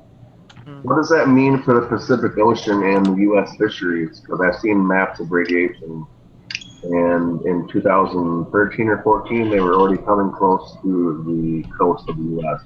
Yeah. Most of the maps I've seen were incorrect. Most of them are what are called flow maps, and they incorrectly showed what is on. I have told my children that I did not feel that anytime somebody advertises, hey, we've got this wonderful Alaskan cod or salmon or whatever, not to eat it if it has the word Alaskan in it. Yeah. In reports from people in the Vancouver area, it looks to me like just from anecdotal evidence, which is not strongest, novel, but what I trust the most at this moment is anything from Alaska down to Vancouver off. The Northwest is extremely radioactive anyway. I mean, even before Fukushima, it was already quite nuclear. Yeah. Well, they just Columbia River. You shouldn't even get in them. I mean, it's pretty bad. Well, Hanford just had a crawler come out of one of their tanks, and it's a double walled tank, and so it crawls in between the walls and checks the walls. And the crawler came out hot, so they've got a leak in another leak somewhere. So They don't know where though, huh? Well, we didn't have an understanding of what we were dealing with back then. We didn't have ways to measure things. Things were done as estimates quickly, and the things that were difficult to get done got skipped. I mean, even as an industrial engineer, people go out with stopwatches and have to observe an event 20,000 times before they can trust the numbers that they got. Using statistical processes and automation, we can send one engineer out and get the same amount of data in 8 hours. It's much more valid and bothers the people a lot, because it bothers people to have somebody standing behind them with a stopwatch. I don't care what you say. That tends to piss people off. But I mean the same things. This cloud recovery of data, you can just go out and completely analyze large amounts of data on many different things so quickly now with a few statements. And as long as you understand the math, you can get a lot done fast. But back then they didn't have it. And there's always this tendency that if you propose something that's expensive and it's not something that's wanted to do, like spending money on, your boss would tend to say, well, no, that can't be. And funding didn't get there for you to invest it. But then they went ahead and used their false data to say what the proper method to store something was. And they would make the recommendations up to Congress or whoever was doing the regulation, and the regulations wouldn't be done properly. So to me, I would like to see a review of every single nuclear license, for regardless of the purpose, are reviewed by people that don't have an economic incentive to find it in favor of them. Yeah. Well, and the fact is that we're on the hook if something happens with a nuclear plant anyhow, because they're indemnified from any action by law. Yeah. Right now, they basically all have a license to run them till failure. Yeah. Wow. Without any risk of. So bad. And their cost is limited to, I believe, $100 million. Wow. Which is nothing. It's a few months of operating profit. Yeah. But it's millennia of disabling for the areas they go to. And Chicago used to be run with 13 nuclear reactors. 2 were shut down, I believe. One is what they call reclaimed, which means that it's gone and they've physically removed the structure, and now they just have to wait many, many years before it can be occupied. Yeah. Fukushima is paying people to move back. Sure they are. How much? It's not much. They basically give them the house that they move into after they the dead bugs and birds and stuff that are there. Paying people to come back to a radioactive center. They're being told that it's no longer radioactive, and what radiation there is no longer harmful. Wow. They actually published that makes sense. People who wore long sleeves and smiled after Hiroshima were affected by the radiation. Oh my God. It goes to show you propaganda exists everywhere. Yeah. Well, considering Japan's history with having their mainland irradiated due to the brilliant ideas of America, I doubt they're as keen to agree to this as they might have been 50 years ago. No, actually, Japan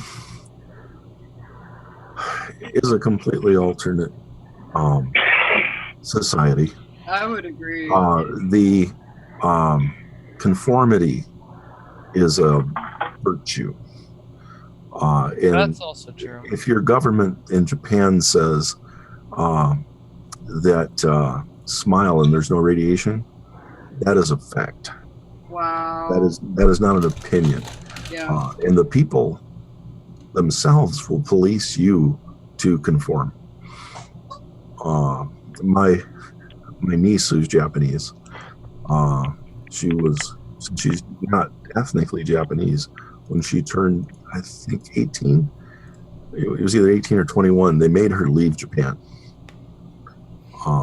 Even she's still diehard Japanese. I mean, you look at her, she may not look Japanese, but she speaks the language, she knows the culture and everything. Yeah, she's a translator in the United States now. Oh wow! Cool. She works in Seattle for a major company and does their translation because she's completely bilingual, and it's not as. May I ask what company this is? Or you can't answer that. I'm not sure I should. What company made your shirt?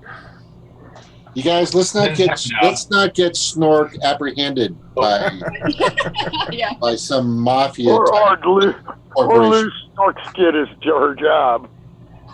Is it 910 do? No, I was just say anything. Yeah. Forgot nothing. But technical Japanese is really rare. I can remember I worked for a Japanese company. It was a joint U.S. Japanese venture. And I would have to confer with Japanese engineers. And I would get a drawing from our Japanese engineers somewhere in Japan. Mm-hmm. And technical Japanese is almost a different language than standard Japanese. And they would argue what the words meant. They have more than one written language that they use. The signs on the grocery stores are called, I remember it translates to strange. Kanji? And is it Hanakan? There's you mean katakana for form? Hiragana kanji, and kanji. Hiragana. And then the signage on the grocery stores, whatever stores, is typically a Chinese symbols. Right, it's kanji. Yeah. It's kanji, yeah. No, they use one other than just regular kanji. It was like there's three, right? There's three. Shockney says kanji, katakana, and hiragana. Yeah, those are the three main ones they have. But there's another one that literally means foreign language. Mm-hmm. Yeah, and that'd probably be Gaikokugo. Would be the. Been too long, I can't remember. But and then the technical Japanese evolved in like the 30s, 40s for translating German drawings. And the goal of Japanese high school is for you to learn all of those three languages and be able to use them well when you leave school. Yeah. The other classes are secondary. Your first one is to learn your languages, I mean, but it's a really useful skill to be able to master. Right. So, I mean, I consider it amazing that you can do it. I do have this in Japanese, 3DS. Look, I'm going to mute for a sec here. Yeah, I have a Japanese 3DS XL. It's pretty cool. I haven't played Game Boy or 3DS in a long time, and I have it. You have a 3DS? Yeah. Oh, what games? I don't remember. I don't even have time to play these days. I want to, but my brother I still has recommend his, so many 3DS games. my brother-in-law still has his Atari 64. Wow. Wow. And people have made offers to him for it, like hundreds of dollars. Oh, wow. You should try putting it up on eBay and see what happens. I told him, he said, nope, I'm keeping it. It's good shape. And he still plays the game here and there. It's just amazing. well, I still have my NES. Yeah. I mean, you could just play anything on emulators these days. So True. I mean, there's some games that I would just want to have legitimately, so there you go. I guess some people like the nostalgia. Yeah. Member berries. Member. I remember the good old days of like the cartridges and like the NES or Super NES, and you'd have to. People would blow on it. They would tap it left, tap it right. You know. My favorite was Sega. Oh man, those are the days. Yeah.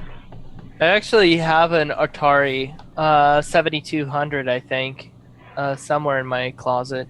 I don't have an Atari though, sadly. Sonic the Hedgehog classic. Mine isn't the classic one. It's the second gen Atari console. Oh. And I don't remember the exact. I think it's 7200, right? I don't even remember. All right. So when Snork was talking about, sorry, real quick, when Snork was talking about a nuclear, and I think, hey, you gotta say it. You gotta say it like George W. Bush. Nuclear. Nuclear. He'll never Anyway. live that down. That was because I showed you guys a picture of the aircraft carrier I was on. I was on the Carl Vinson CVN-7. Dude, I was on the Carl Vinson too. Really? Are you serious? Yeah. I was there in CVN-70. 93. Oh, okay. Mine was like 99, 2000. Yeah, but that's a bad. See, what people don't know is that thing spits out 250,000 horsepower. Right? It's amazing. 1,093 feet long, 250,000 horsepower. All I remember is that when it started to get up to speed, it would shake. Oh, and this is where I slept. When I was first in the Navy, when I was first on the ship, the place I slept was at the end of the not slingshot. It's the plane, the launchers. God. The catapults. At the end of the catapult, I was at the very end. So, and I'm trying to go to sleep, and this thing, it stops right where I sleep. I didn't sleep for like 6 days straight. It was so bad. Oh, wow. But here's what was interesting is we used to throw trash 200 miles out in a certain area, and I don't know if you ever saw this, but they did it when we were out for more than like 2 or 3 or 4 weeks or whatever. But all over the Pacific, there was a lot of places that we used to throw trash, but it was paper and not can. It couldn't be plastic. It could be like fruit or bone or like leaf or just leftovers. But it was just amazing how much trash we used to throw over the side of this not the side at the end of in the aft part in the very back of the aircraft carrier. And I'm thinking, well, if we did that for 3 or 4 years, yeah. I mean, imagine all the aircraft carriers there are out there that are doing the same thing. There has to be islands out there, at the bottom of these oceans. But the polluted, I mean, a lot of these ships, a lot of these vessels, a lot of these nuclear giant machines, and we're not just talking about subs, we're not just talking about aircraft carriers. I mean, lots of fleets have them, lots of countries have them. I mean, there's the nuclear power plant is everywhere. That's what's so scary. Well, the sewage, the plastic in it, I object to, but paper and sewage, fantastic. As much as they want to dump, I want them to dump it out the middle, especially in the southern Pacific if they can. Well, Okay. They like in Boston Harbor, they used to dump a lot of the sewage right out of there, but it really messed up the health of the harbor. Like the flounder population just died down dramatically. Needs to be way away, Way away, like yep. out in the center of the Pacific. That's where we need it the most. You know, an aircraft carrier is one sperm whale. I mean, they can crap for miles.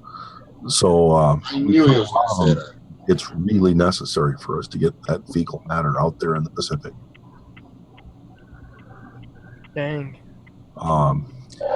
When algae consumes carbon dioxide to make sugars and oil, it releases 1/16 of the water vapor into the air that a tree does, producing the same amount of material. So, in a way, trees being used to convert carbon dioxide contribute to global warming, whereas algae don't. Except when algae die. That's called eutrophication, and that's when Yeah. algae dies in a captured area such as the Gulf.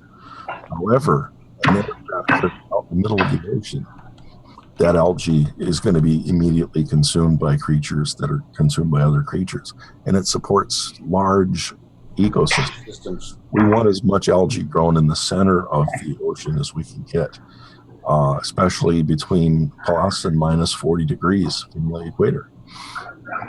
And 80% of our carbon dioxide carrying capacity is in the oceans, not on land. And that 80% do its carbon dioxide making at 1/16 the thermal load that doing it on land has. Isn't there a limit? I mean, it just seems something doesn't seem right about us getting too involved with being the sperm whale. And I knew you were going to say that, by the way. I knew. Yeah. You know, we can only do so much to where we're actually damaging. It's a fine line. The problem is that we did the damage without any textbook of telling us how to get it back online. We don't know exactly what's going to help us, but all we do know is that we're on a train wreck going for the wall. We need to hit the brakes or learn how to turn. Yeah, I think a lot of our destruction and a lot of the consequences are inevitable. James Howard Kunstler says, you know, he always reminds people that he talks to when he does lectures is that life is tragic. And so that doesn't just mean that life is miserable all the time. That's not what that means. It means that life has consequences. You can't just go around doing whatever you please and expect there to not be consequences. And I think that people really believe that. They're still in that wishful thinking mode where they really do believe that somehow we're going to magic our way out of it, or technologically, magically, get our way out of it. They think that Bruce Willis is going to come and blow up the meteor, or, they believe in the movies. Really, I mean, it's terrible. I don't even think it's true. I mean, people really are in that delusional space where they really don't think we're going to have to deal with the consequences of our actions, but we will. There's no getting around it. And whether we right now are the ones that are doing most of the damage doesn't really matter. Collectively, humans as a species have done a hell of a lot of damage, and and someone has to pay for it. Someone has to deal with the consequences of it. There's just no way out of that. We can do some things, sure, and it doesn't mean I'm going to stop recycling. I'm not going to stop flossing my teeth, but it just means that there are inevitable consequences that have already been sown, and we're going to reap them. There's just, there's only so much that we can alleviate ourselves of in a short amount of time. The only thing I would change is from Michigan, so I'm allowed to smoke.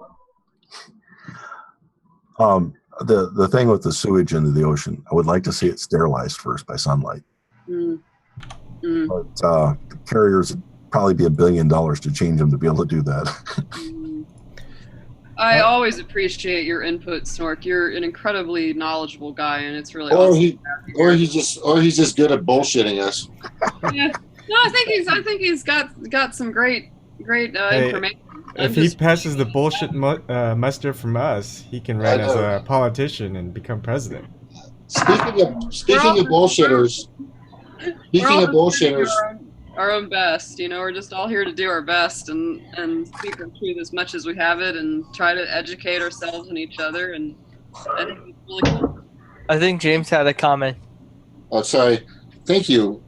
So, Eben, you did a thing on Webb and Goodman. Yep.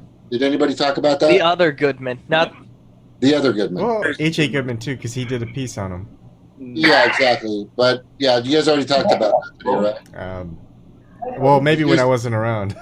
Okay, no, okay. I thought maybe you guys already covered it, but it's really important because Evan did some great investigative reporting. I wouldn't know about investigative. Well, you did what investigators should do, but they never do. Is you tried to find, you took it at face value, whatever information they're presenting to you. You did your own due diligence and you searched and you tried to see if they had any resources, any links, any references, which they did not provide. And then you tried to find it yourself, and then nothing came up. It was zero. Well, I didn't try to find it myself. I just wanted to see if he reported it. And it was just so many line items. I mean, just 5 minutes of video came up with something like 18 statements or claims. And it's like, to research and validate those 18 claims on my own would take a full day or two just to find stuff on the internet, and just to read through it to see how much validity that came up with, and then just if any of that was actually useful as evidence to link, one claim to another claim. And I think it could be simply done if that's what George Webb did, to continue on just to make those claims continually, the next episode, the next day, whatever. But every time is just constant claim after claim, no sources to look at. We just have to take his word for it pretty much. And if we did our investigation on our own, it would take actually days, weeks, or months. And what's the point of watching him daily if we'd have to do all the investigation ourselves? I mean, a lot of journalists and investigators spend all that time themselves, and then they present all the evidence into one little snippet where people can see it. And if they agree with the validity of that source that you cited, and then they follow your thought process as to how it connects, and there's real data there, then I think that's what most journalists accomplish. They make it easier for people to follow and connect the dots and see if they agree or not. The basic job of a journalist, right? Well, that's what I think journalists like. I'm an amateur, but the logical process of how I would do it, that's how I would do it. You want them to follow your thought pattern, not try to come up with their own thought pattern, right? Yeah. And there's usually like editing and fact checking involved in things, and so like if you're getting it from like a lot of places, they'll do their own, they'll have an in-house, editing or in-house, fact checking kind of thing. And yeah, like even I've been saying, it's like if you're gonna go with if you're gonna go with the idea that I've got to do all my own research to figure out what's like real and what isn't, then I'm wasting my time. What's the point? Shoot, and the not just like. Trust me, I'm the last one to cut into somebody's looks. But the dude, that Jason dude, he looks like that dude from that TV show Cheaters. He does.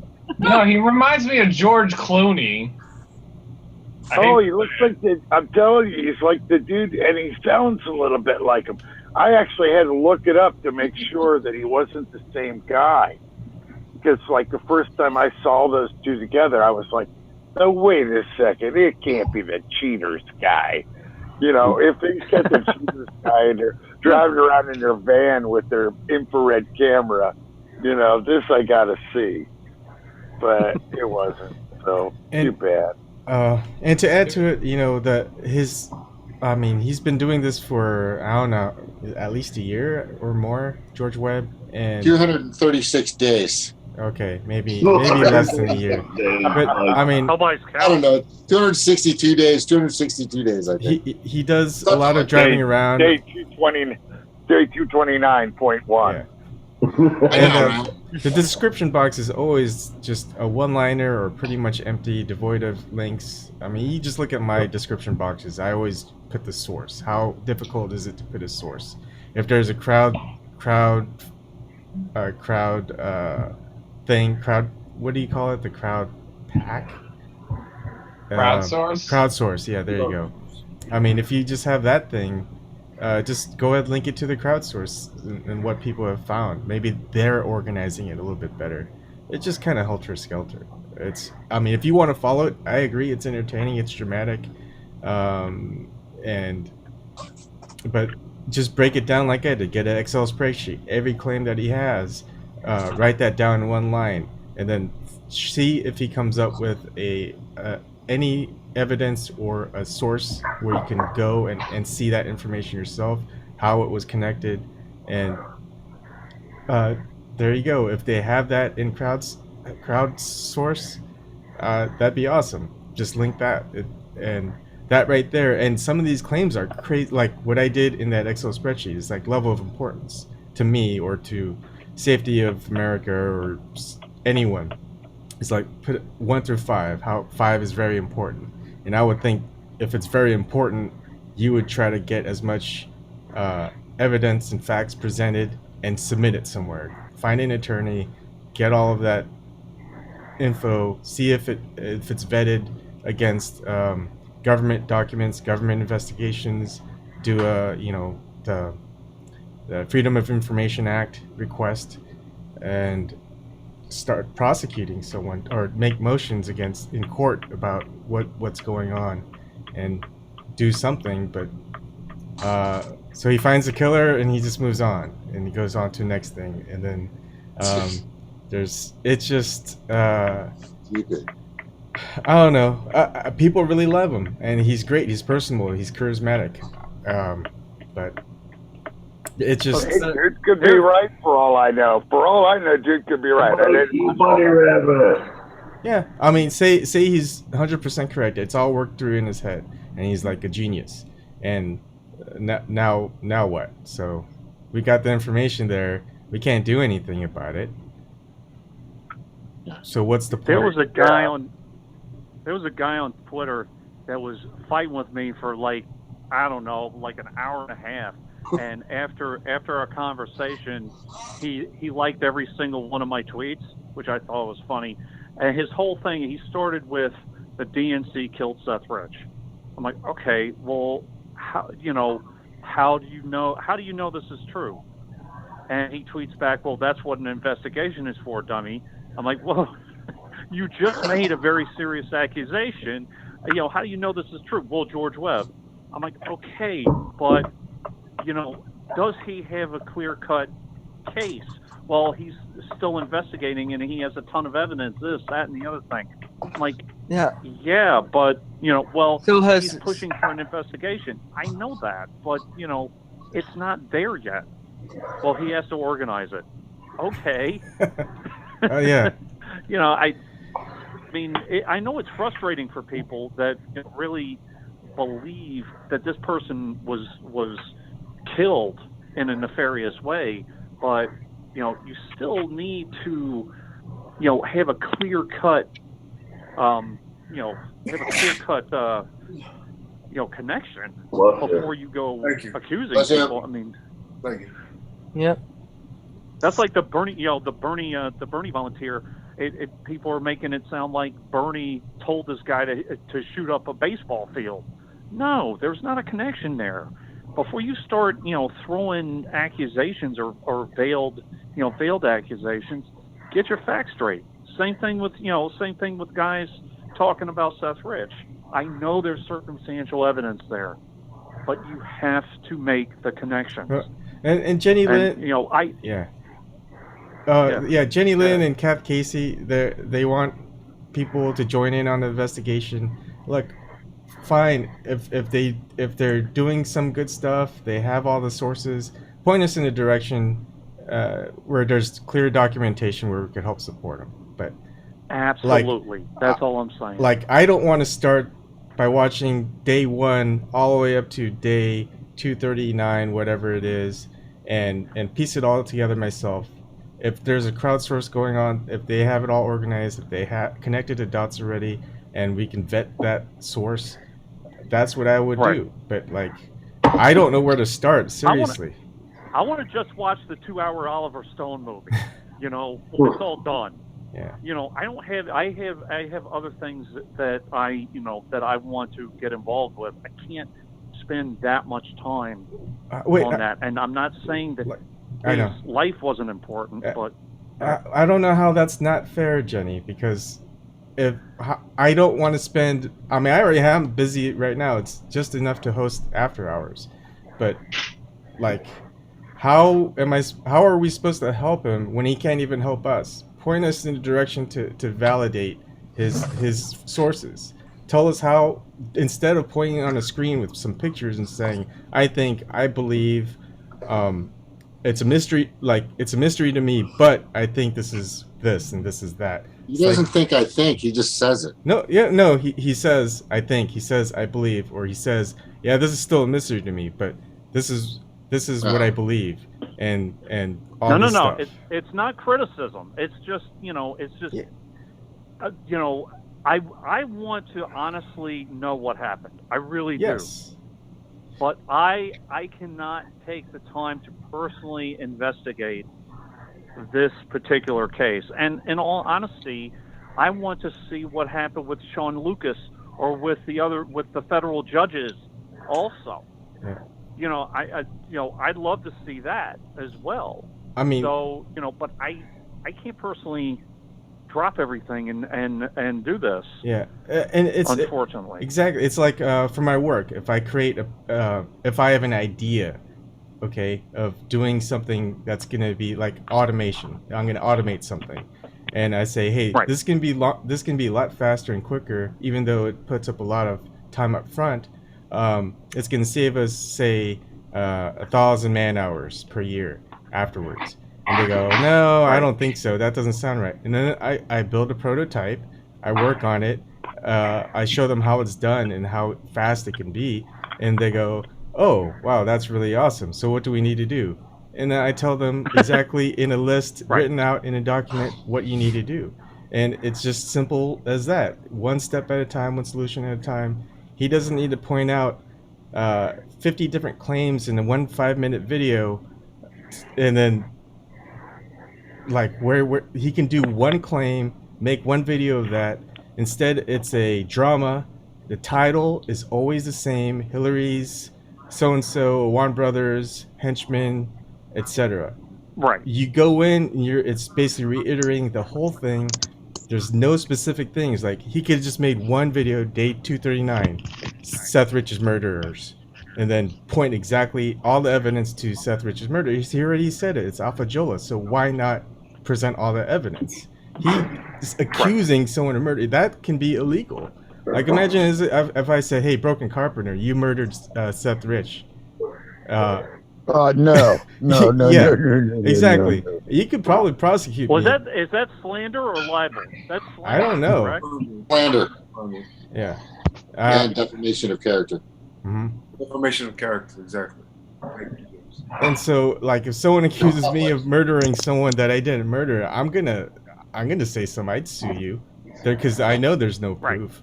But we don't know about this Jala character. And then there's also 2 other people involved in it. That what he said. and that was a team that murdered Seth Rich, and like there's just so much. And if he's already came up with the result, give us the evidence so we can get it going, get Alpha Jala in custody. Hey, man, the one that really broke my heart, I was such a fan of Paul Wellstone, and I'm convinced that there was foul play there. But what am I going to do? I can't. What am I going to accuse? Whoever of doing it? I have absolutely no evidence. I did like watch and do a little bit of investigation. There was like hanky panky with the plane, or it was like weird and funny. But there's absolutely nothing, no trail to follow, and there are some conspiracy theories, but no solid evidence. And it did break my heart at the time because I loved Paul Wellstone, and it wasn't just him; it was his family. But again, what can you do? You can't just go pointing fingers and say so and so did it. It was Bill. You can't do that. Yeah, I mean, so they're doing it. It's the scientific theory approach, right? Someone tells you how exactly you did an experiment that supported your hypothesis, and you tell everyone exactly how you did it, and they try to reproduce it. And if it has a different result, then it's not a valid theory. It's the same approach. Is you got to let other people come up with the same conclusion with whatever information that you have to came up with that conclusion, and if it comes up the same from almost everybody, then you've got something valid. But if some people say, hey, we went through the same evidence and it doesn't add up, then you got to make sure you plug those holes. But if it's all just hearsay saying, hey, you just have to trust me because I've been doing this for 240 days, I know what I'm talking about. It doesn't matter who you are. Even if it was me, I wouldn't want you to trust me by just what I just say. Well, what's the theory that if you repeat something enough, it becomes true? I guess, yeah, something similar like that. Yeah, the big lie theory. The big lie theory. You tell a big lie, and you repeat it enough, you make people believe it. That's what our media does. Just like Hillary Clinton. Right. Or two, yeah. Exactly. Look, Jenny, Russia trigger. I want to believe. Triggered. I've got this sign right here. I want to believe. So yes, if George comes up with it and he gives us evidence and some sources, heck, I'm all on board. I'll look at it. I'll vet it. I'll do whatever I can. But right now, I don't want to spend hundreds, millions of hours investigating it on my side time. That's not me. If George already is spending hundreds and thousands of hours, get it together. All right, maybe he hasn't done that yet because he's still investigating. But eventually, if he puts it together, I'm on board. It's just like Bernie Sanders or a whole bunch of other stuff, right? We're still waiting to see what he's doing come election time, 2018 or 2020. Is he going to stick with the DNC? Right. Is he going to form a third party? It's like, I'm not with him right now. I'm waiting to see what he ends up doing, what his decisions are. But right now, it's for me, I'm not with it. And I'm cynical about it, but I think I see his mindset, but I'm not in his head. Until we get there, somebody mentioned it a while back. Until we get past the midterms, until we get past 2018, then we'll, the thing with Bernie too is that he's pretty damn consistent over 40 years. So the only thing was that when he switched over to the Democratic Party, everybody lost their minds because he was pretty consistent for a long time, and then all of a sudden he did that. But it made sense for him. Because it gave him some visibility. So he's not a dumb guy, and I understand. I'm sure he is fully aware that there's some backlash on that stuff. I have no idea. See what you did? You Bernie triggered me. You know what? That makes it real. Since the election, Democrats have lost 14 million people in the party. Thing that drives me nuts with. Go ahead. Sorry. Thing that drives me nuts with Bernie is his refusal to talk about the military-industrial complex and talk about the big lie. You know, how many people really know about Raytheon and Lockheed? I just found that out. You know, people could say, you know, that Raytheon creates rainbows and bunnies, and they'd probably believe it. Or they, you know, they protect us. Good God. Yeah. And I've got the bunny right here, so you know. Exactly. Or the TRW is just a credit firm that used to be an old one, but right. The TRW was like that's where I was a can't think of the dude's name. The guy that Falcon and the Snowman was written about. Right. I was. That's where he was actually working at some point. My question is, who are the Wells Democrats? Fargo is trustworthy. For God's sake. I was at TRW. Oh, you were? Okay. Yeah. Okay, let's hear it. Really, nothing much happened. Out with it. I mean, this is your conference. This is your hearing. We all came here for a good time. Now let's have it. Don't always work for TRW. My check came from. My question is, where do the Democrats think they're going to replace their 14 million voters with? What? What was that? Since them exit, since the election, they've lost 14 million members. Right. Yeah.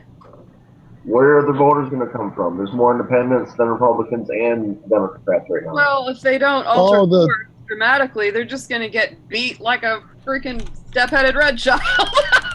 They're going to get it from the Republicans. They're going to get them from the Republicans in the suburbs of Philadelphia and Pittsburgh. Yeah. You know, you just wait. That's the Schumer plan. Yeah. We are registering pigs to vote. Well, the independent number. The independent number is deceptive because you have all sorts of philosophies there. I don't know how many of those independents are Greens and how many are Libertarians either. You know, you have independents on both sides of the spectrum. So, you know, how do you split those numbers up? So when they say, you know, almost half are independents, well, yeah, but you know, how many lean on the left side and how many lean on the right? If we have somebody like Tulsi Gabbard or Tina Turner or Bernie Sanders, then they would all unite behind them. Right. Yeah.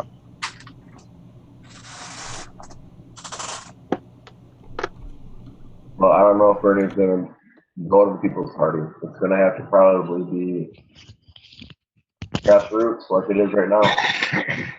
I honestly love the Progressive Independent Party idea because you create that kind of parliamentary system and you get all the parties together and you know and you group it together and you know from what Erik Bloss is saying, you know, it's starting to work.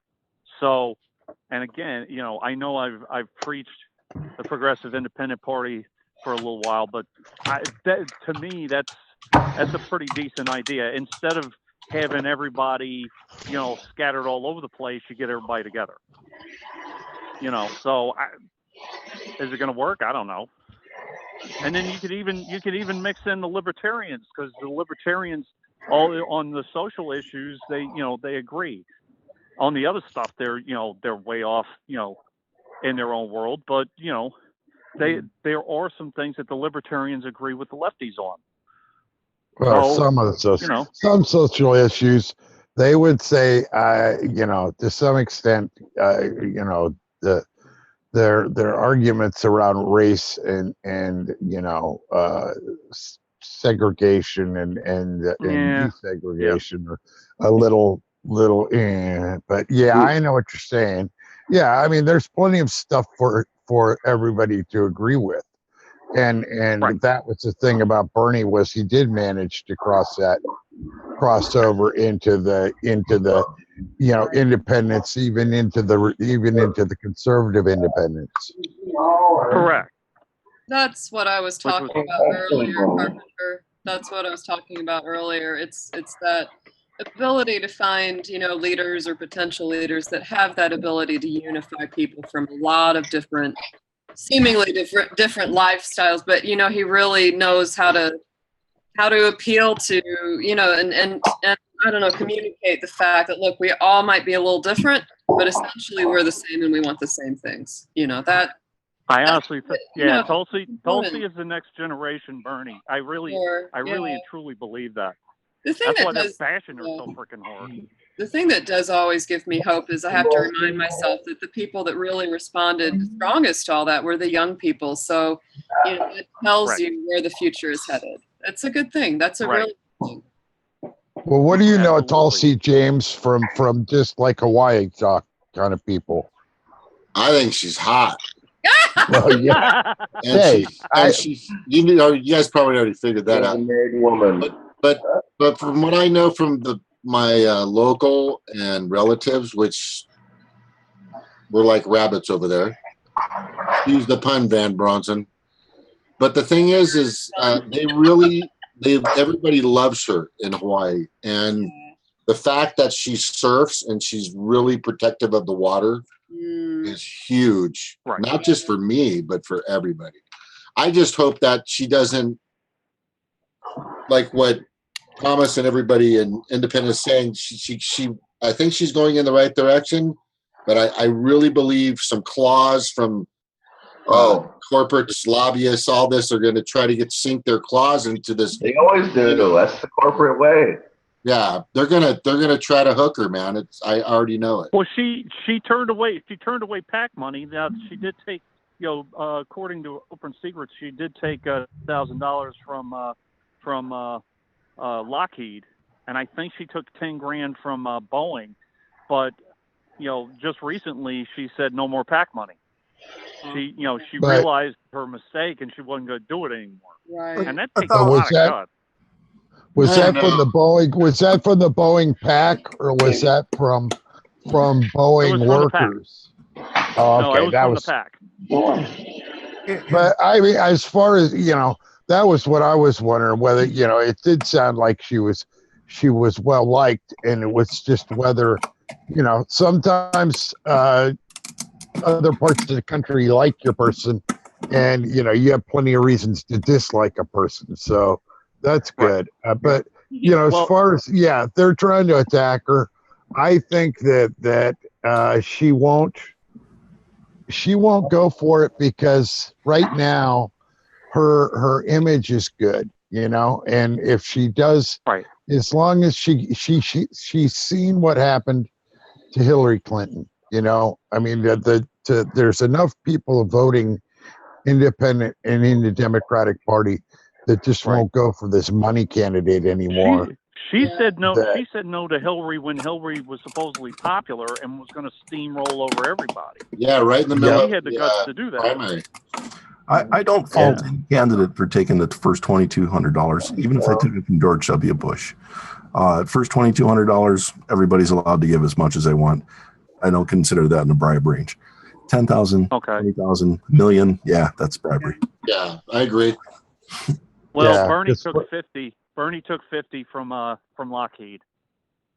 So during the 2016 from the PAC, 2016, the presidential election. Really? And it's on Open Secrets. Yeah. That's a surprise. And I think he also took from Boeing. I'm not sure. $50,000 or $50. It was like 49,500. I think was the exact number. Which actually, it disappointed me, but it would make sense that not talking about the military side. Yeah, I mean, what it all gets down to, I don't think any of us here, like the fact that big money controls our political discourse, and that's unfortunately where we're at. And that's, I think, in a way, that's much bigger than who gets elected, because as long as the money and as long as the corporations and the elites are controlling who we choose from, we're not really choosing. Not honestly. Correct. Right. I mean, Lockheed took me for a tour around Hawaii. You don't see me really being beholding to Lockheed. Hawaii Power, I can't remember what they call themselves. They fed me. I have a bag. I have some swag here from Hawaii Power. But I mean, you really couldn't call me in the basket. Yeah. You stole some pins and some towels from their bathroom or something. No. It's like a visitor package. Yeah. It's like, hey, they gave me this really cool light bulb. when you touch it, it lights up. It's a great nightlight. It's around here somewhere. Did they give you the bobblehead? Did they give you the bobblehead hula girl? I didn't see that. Maybe somebody else got on before I did. That's a big one. Oh Lord. The bobblehead hula girl with the lightning bulb for a head. Lord. Really avant-garde kind of lamp. Hawaii Power gave out some really good stuff. I can't remember what they called themselves. I should go out and. Yeah, so I think the biggest point that I think Coco's, whatever your name is Ariel. Ariel. Sorry. This is Miss Bunch. Is making a lot of people are not very confident in some of the people that are up at that level to be elected. I mean, as much as a proponent or a backer and a supporter I was of Jill Stein, I have my reservations because you just don't know these days, because money and that power and being, I mean, they spend all this time and energy and years of trying to propel themselves to get to that epsilon level. Right. And in their minds, at some point, they're going to say, you know what? I freaking put in my work, man. Yeah. I'm cashing in. And boom, that happened. Right. Yeah. Well, and you got to have some ego to run. You have to have some ego to run to be the president of the United States. I mean, first off, you are the leader. If you realistically look at what your job ahead is, and I mean, not speaking of the current person in there, but I mean, people that really knew what was involved with just how hellish being a good president is. Yeah. I really feel like he that it takes a lot of ego, and it takes or it takes a real. It doesn't necessarily. It's not all ego. I mean, some of it can be a person is really driven by a set of principles that they believe that would be good, and it can happen. But I also believe there are just people that are in it. They really believe that their way is the only way, kind of thing, and they want to roll in there and do something that you know what I mean, and they get captured along the way. It takes. I would say that if ego was all about it, Gary Johnson would sure as hell have given Trump a run for his money. Right. You talk about an ego. Good God. Yeah. That's scary. Well, there's healthy confidence, because you do have to have a degree of confidence to just get up in front of people and talk. But where does it turn into like narcissism, or just like, like you said, just a negative ego where it's really just about their self-aggrandizement? Oh, yeah. Gary Johnson, talking about, how he climbed Mount Everest or whatever the hell. And, how he, I mean, I was like, holy crap.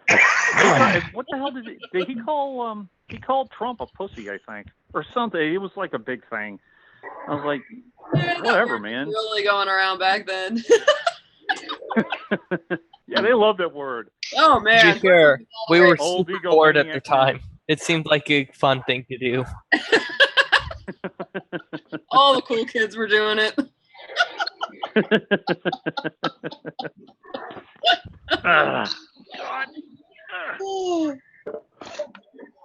Oh my. I mean, that's what you've got with Trump. He's just a puffed up ball of narcissism, and I mean, that's what he's kind of running on: narcissism and I don't know, Dorito cheese or something. That guy, orange. he is a master. He is a master of media. He is a master media manipulator. Yeah. He really, really, truly is. And he's P.T. Barnum. That's what he is. Oh, absolutely. Perfect. Yeah. He's That's looking a perfect to find that comparison. sucker every minute. Sucker's going every minute. He's looking for him all the time. Oh, I'll take care of you. Oops, I forgot to tell you. I mean, he won by suckering the Rust Belt states. That's what he did. Yeah. And they bought it. Yeah. I'm not saying that Hillary would have been any better, but he suckered the Rust Belt states.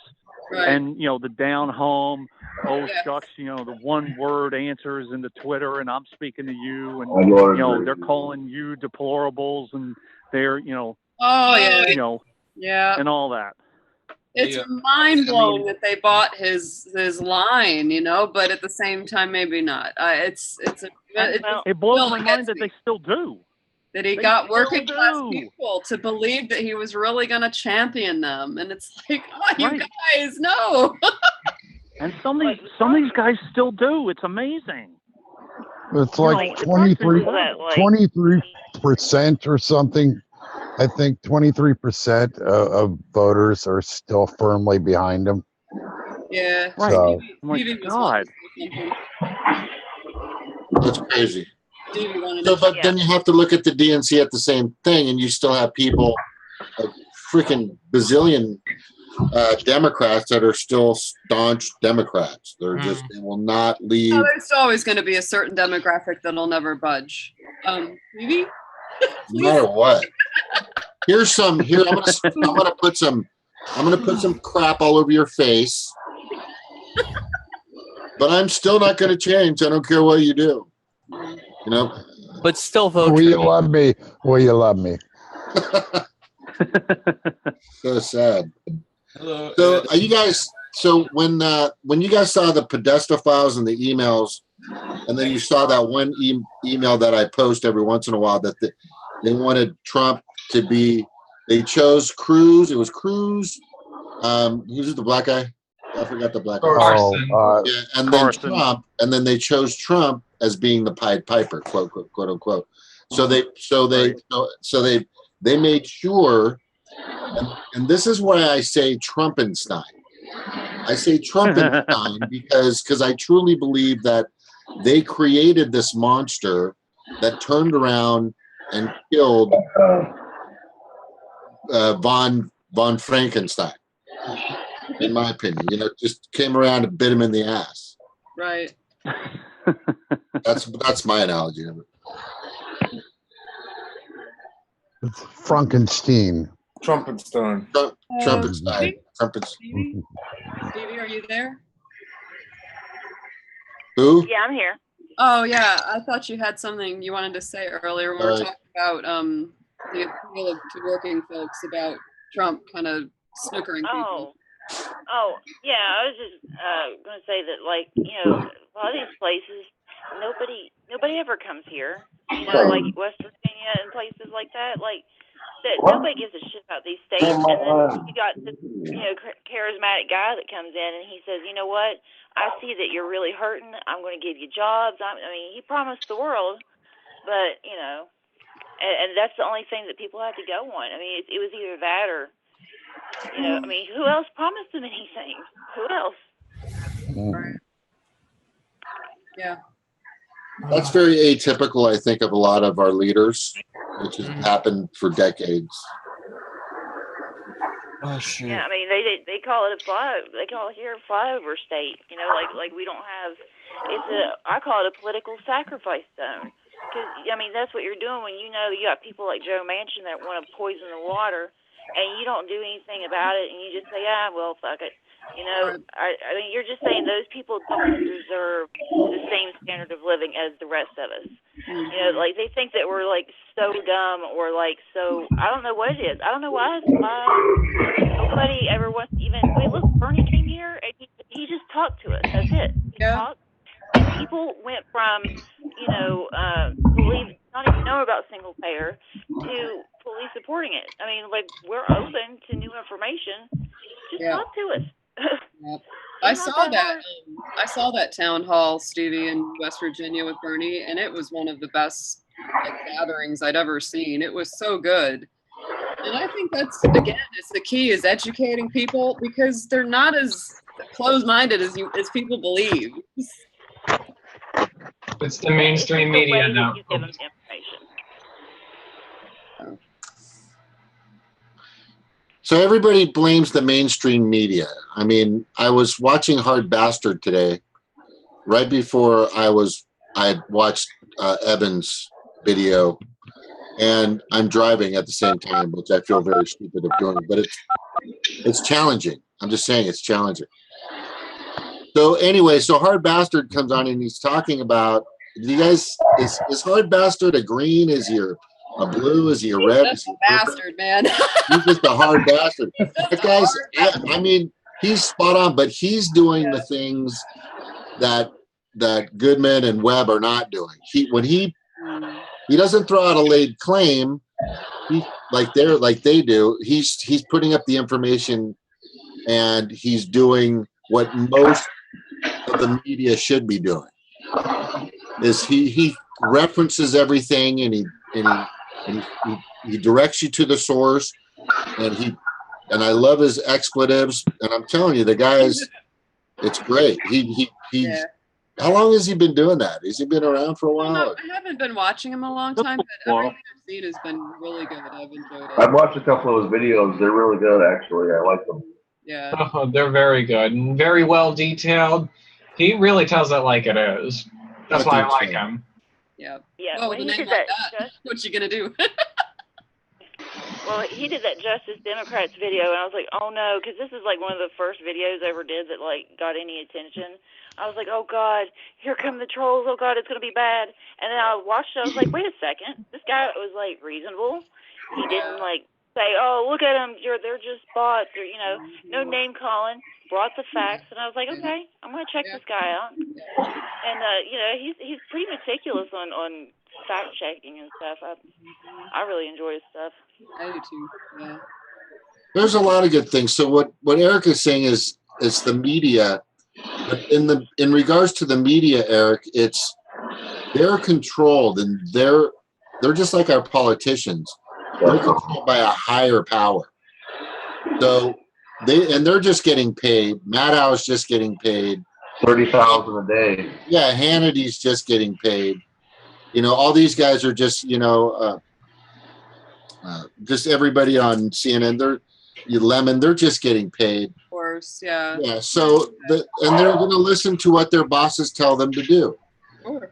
And I guarantee that I think there's a few of them, at least a third. I'm not going to say 2/3, but I'm going to say there's a third of them that wish they could just be reporters. I really sense that sometimes. I'm sure many reporters, they don't start their careers thinking, yeah, one day I'm just going to be a complete sellout corporate shill who lies for whoever pays me the highest amount. It's like, do doctors start out that way? I mean, I think a lot of them really want to help people, and then they end up in this really corrupt system.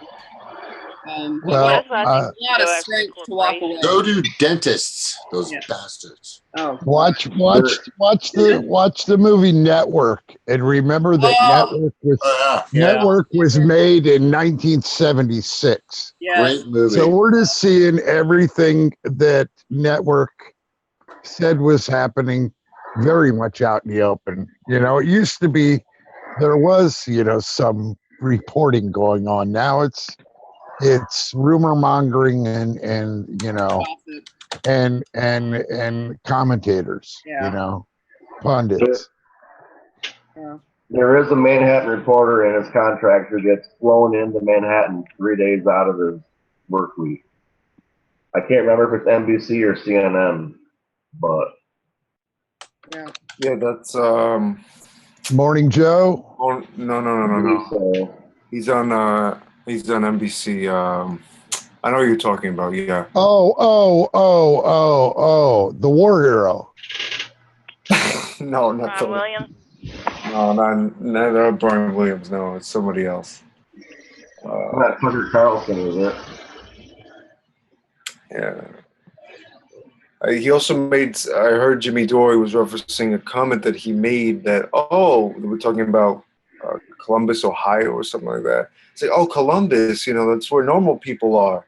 Like, and it's like, there's no normal people in New York City. Like, what? Yeah, I heard that too. Wow. I mean, if you're gonna find everything, it's in New York City, man. I mean, it's literally everything there. That's the epicenter. Yeah. Definitely a microcosm. But if you want a lot of weird shit, you come to California. That's all the weird. Sure. Mm-hmm. Crazy shits in Florida. Yes. And then the crazy bad shit. I've been to both. Yeah. I've been to both. I've been to Florida numerous times and California once. Yeah. Erik, what part of Florida are you in? St. Lucie County. Okay. What would I know near that? Probably nothing. Really? A small town? I'll probably know. I've been there. I've been to Florida a few times. Oh, really? What parts? Bradenton. I've been to Miami. I've been to Tampa. I've been to Inverness. I've been to Hollywood, Orlando. Where else? I just love Florida. You were in Hollywood for spring break. Come on, you know it. The beaches. No, not for spring break. Tampa and St. Augustine, down to Miami. Yeah, I really love the beaches there. It of course saddens me that the oceans are under such siege, but it still amazes me that there's so much natural beauty and birds and shells and yeah. True. Are you near a beach? Are you near a beach, Erik? No. Yeah, you're more up north, I would assume, because of your accent. Oh, I was born in New York. Oh, you were born in New York? Oh, okay. But you were raised in That's Florida. why you're so triggered. Triggered. Ooh, I'm so triggered. Fort Myers Beach? Are you anywhere near Fort Myers Beach? No. Hey, Erik, what's your exact address?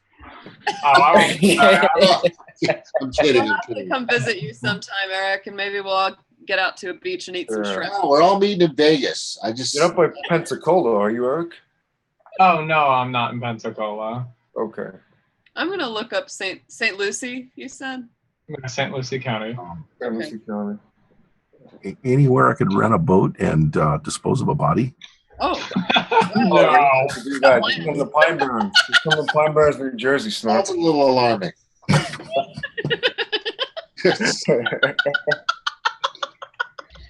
I want to go to Florida before it goes underwater. I want to do that. Yeah. Which I definitely do. But. Yeah, if Florida does go underwater, I have to move right away. Yeah. And I want to move out. The things that are going to happen before we end up actually underwater are going to be the major things. The being underwater is just going to be a cherry on the top of the shit cake. Yeah. Really. Wind so many Waker other style, things that are happening. The Wind Waker era from Zelda. Right. Most of Hyrule underwater. Okay, so you're in, what is it, Port St. Lucie, and I see Jensen Beach, Fort Pierce, Roe Beach, is kind of not that far from it. Yeah. Yeah, you're actually pretty far down south, the state. Okay. Yeah, it's further down than I would have thought.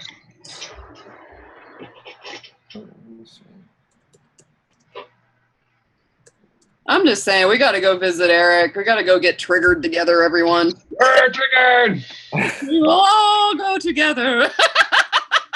We'll all be triggered together as one. So, I don't know why you guys don't want to go to Vegas, man. I hate Las Vegas. Oh, man. The only thing good about Las Vegas was Hunter Thompson's book. Oh, the movie was great. It sums it up. And the book. Well. My sons are going to Zion National Park next July 15th. Oh, that's nice. It's right up the It's not street. burning. No, but that's. I've never been there, but my sister just recently went there. Lots of pictures. I remember flying over Monument Valley, and it's not too far from there. I kind of thinking of suggesting them to go visit. I thought it was kind of cool. It's nothing you want to spend the whole day at. I do think we really do need a cornbread convention at some point. A gathering would just be a blast. It really would. I think it's just one of those things. I think that eventually, as a group, we'll probably come up with something that we either want to work on together or champion as a cause or something. And it would just be really fun to meet and just hang out. This is what I foresee. You guys ever? We'll do a cornbread convention. Yeah. Yeah. CornoCon. No tourists. That's a good one, Eric, and that's what I was just going to bring up. Is I think that if you guys go to Comic-Con and you see like the Marvel people get up, all the actors will be on the stage. Right. There's a big group of people and they're introducing a movie. I think at a certain point we'll have that kind of clout. Right? We'll have a big crowd of people that'll go, and here's Eb and Kim, that's kind of Triggered! And then Trigger will be in, and then we're all up on the stage, and we'll all get questions and everything. And be fun. My fans will wear bunny ears, I hope. Still worse, probably. Wear sunglasses. Yes, the Erik fans will have triggered signs. Triggered! My fans will be like this. Yeah.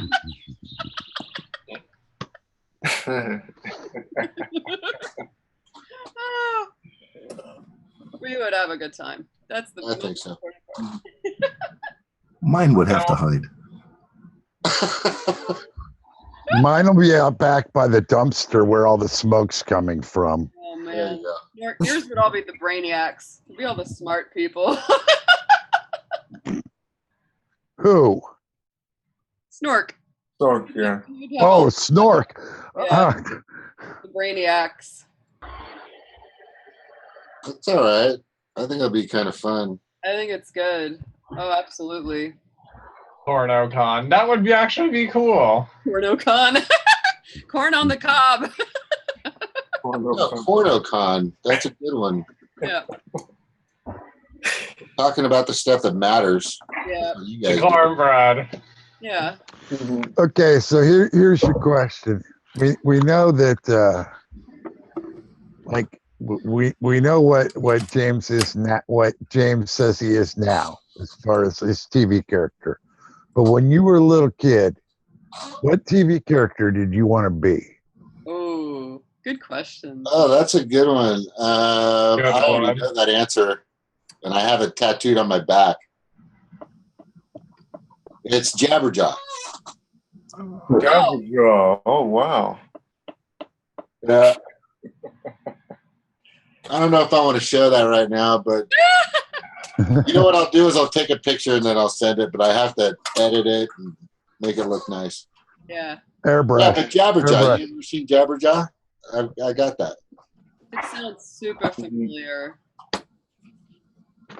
Yeah, that's one of my favorite characters. She was fun, entertaining, kind of goofy, but you just at the end of the day don't mess with Jabberjaw. Yeah. Because he's a great white shark. Oh. Right? Oh. All right. I remember that one. I remember now. Jabberjaw. Yeah, that came out after Jaws came out. That was the like comic version to. It was comic relief. Oh, and I was living in Hawaii and surfing when Jaws came out. That movie. And I saw that movie. That was Jabberjaw. Now I'm looking at pictures though. That's great. Yeah, I have that. It's kind of but mine has shades on it. It's kind of cool. Oh, that's awesome. Well, at least I think it's cool. But that day, I remember. I swear, man. After I saw that movie, and it was we saw the matinee because it was cheaper, and then I was going to meet some buddies, and my brother were going to go out surfing at Kaiser's out in front of the Ilikai Hotel, and I was Scott and I were looking at each other, my brother, and just going, we're going in. And he's like, all right, let's do this, man. But it was like after we went, it was nothing. I mean, I've surfed and sailed, and I've seen tons of sharks, tiger sharks and sharks. I love sharks. I used to study sharks. There was a period of time I really thought I'd be a marine biologist. I'm really into the sharks. There's so many kinds, and you'll find sharks from everywhere to the sand till the deepest depths. There's even sharks that have phosphorescence, that can glow in the dark way down in the deep. Yep. Where did Independent left? Did he say goodbye? I think he did, yeah. Yeah. Okay. You know that somebody leaves because our heads get a little bigger. Oh, there he is. I think my hero when I was a little kid was Link Hayes from the Mod Squad. Yeah, my little dude white brain couldn't get it through my head that I wasn't going to be Link Hayes. But I always thought he was cool because he got to jump and dive and shit. And the other guy was just like a lover. He wasn't cool. Yeah. I loved so These many. younger people are like, Mod Squad. What the hell is Mod Squad? Yeah. Well, they did a remake of it, I think. Yeah, they did. For me, it was, it might be cheap, but for me, it was Batman. I think one of my earliest memories was dressing up as Batman as a kid, as a 3-year-old, and running around the playground just saying to people, random people I don't even know, I'm Batman.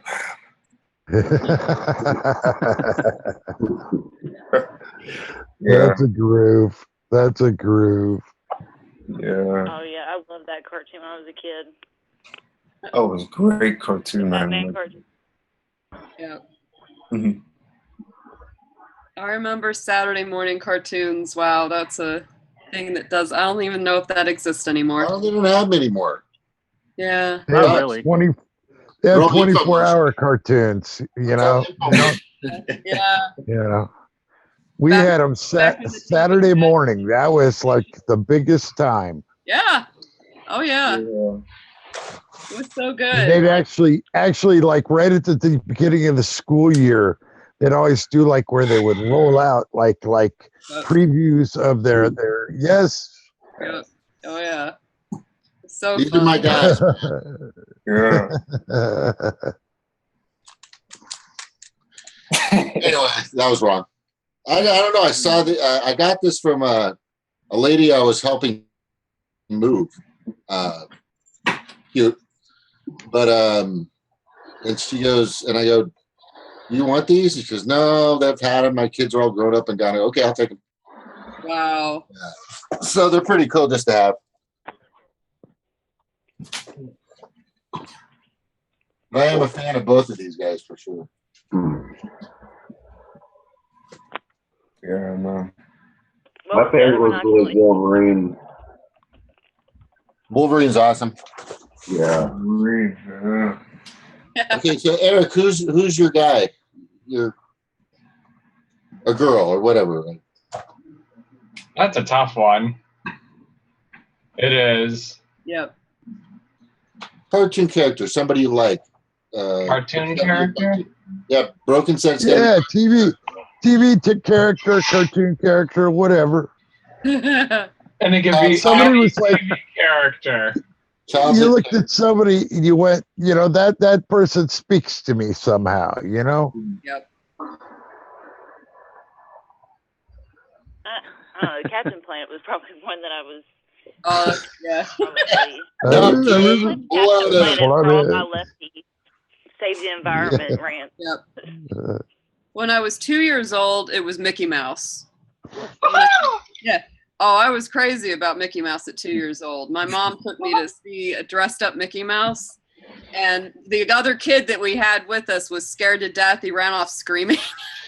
And she said, I marched right up to the Mickey Mouse and I stood there and I pointed at him real serious. And I just went, Mickey, like, you, me, we know each other now. Like, Yeah. So when I was 5 years old, I graduated to Strawberry Shortcake.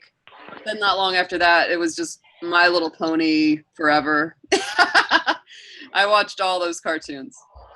She-Ra was a great one too. Rainbow Bright, all those 80s things. I loved it. Oh, I loved being in the 80s. We had ISIS. ISIS was the second half hour of Marvel's. It was ISIS and Shazam. Shazam. Yeah. I remember that. Mm-hmm. Yep. It was that girl. She looked like Pocahontas. ISIS. No, she looked like the Egyptian. She was like racist and stuff. Yeah, exactly. Yeah, exactly. Right here, I remember. Exactly. Yeah. Okay, so prepare up because then we're gonna ask Zork. Who was your childhood cartoon character or that you enjoyed?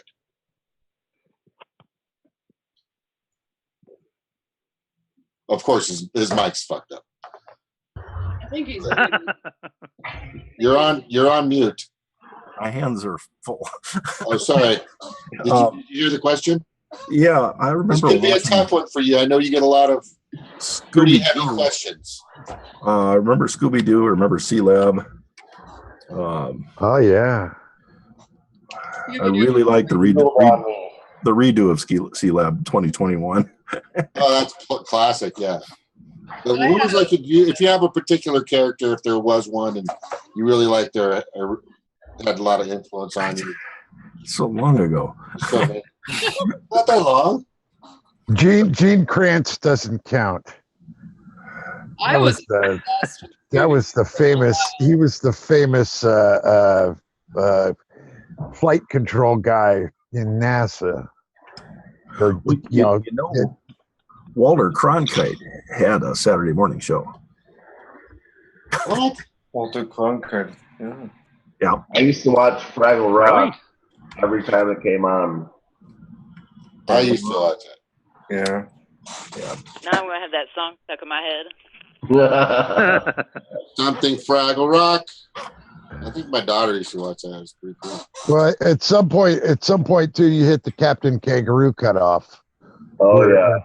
People don't remember Captain Kangaroo. There's always like different cutoffs in time where where people from different ages remember different things as sort of my kids one of my favorites that they like was lamb chops. Oh, Right. This is a song that doesn't end. Exactly. That was some good crazy stuff though, man. I miss that kind of like unpolished weirdness that used to be out there. Like Scooby-Doo. Oh, I was obsessed with Scooby-Doo for a while. I had a Scooby-Doo birthday cake one year, I know that. And Sesame Street, the Muppet Show, for goodness sakes. Talk about 1 year, although I don't remember it, but I dressed up for Halloween. Oh, when I was a kid. Yeah, that's awesome. I love it. I'd have to say Bullwinkle and Laugh Olympics. Laugh Olympics really got me. Yeah. You know, people say I laugh like that dog. Snidely's dog. There was Mudley and Mumbly. They were twin brothers or whatever. Right. Yeah. They went on the wacky races with Dick Dastardly. Dastardly dog. Yeah, Dick Dastardly was him and the dog. Mudley. Yes. And I'm gonna get that tattoo. I like that tattoo. I'm gonna get that tattoo. you guys, all right, here's one. The banana splits. Oh, yeah. I think I know what that is. Danger Island was like one of my favorite things in the world. I couldn't wait till every day after school for the next installment of Danger Island. I remember Land of the Lost. Oh, Land Lost was awesome. Yep. Yeah, with the giant toys falling off the cliffs and stuff. The toy dinosaur like eating a goose or whatever.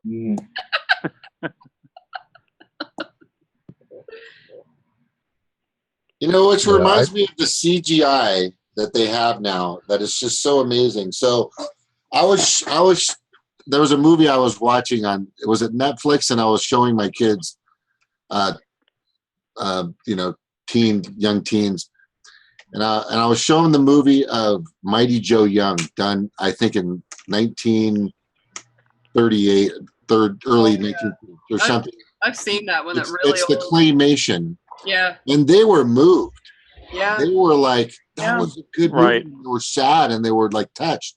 Yeah. And it was done so well, and the acting was fantastic. Even though you knew it was a piece of freaking clay the whole time, they were lost in the story. Yeah. And that's what happens nowadays is we have so many cartoons, we have all the CGI, everything is, they lose the story because they think they can make it up with the CGI. It's so true, James. Yeah. And we know it transcends generations. Yes. The timeless. Manufacturing. Yeah. Nielsen. I love old movies. Grew up with a dad who just is crazy about old movies, and so I love old movies. Tons. And it's just the story writing was where it was at back then, because you couldn't smooth it over with effects or things, so you had to have good writing and good stories. One of my favorites, the Ghost and Mrs. Muir with Rex Harrison and Gene Tierney.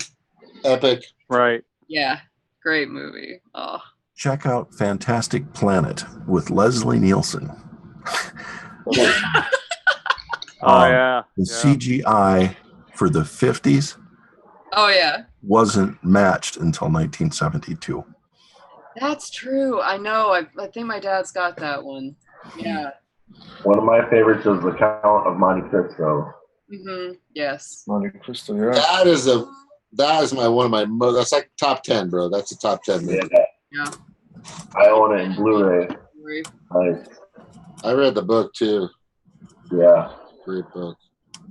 It's like Casablanca. I like the writing in Casablanca. Oh, the writing's genius. Yeah. Genius writing, yeah. The Maltese Falcon. Yeah. Yeah. Humphrey Bogart, yep. Stewart, I think. And he could see a rabbit that nobody else could see.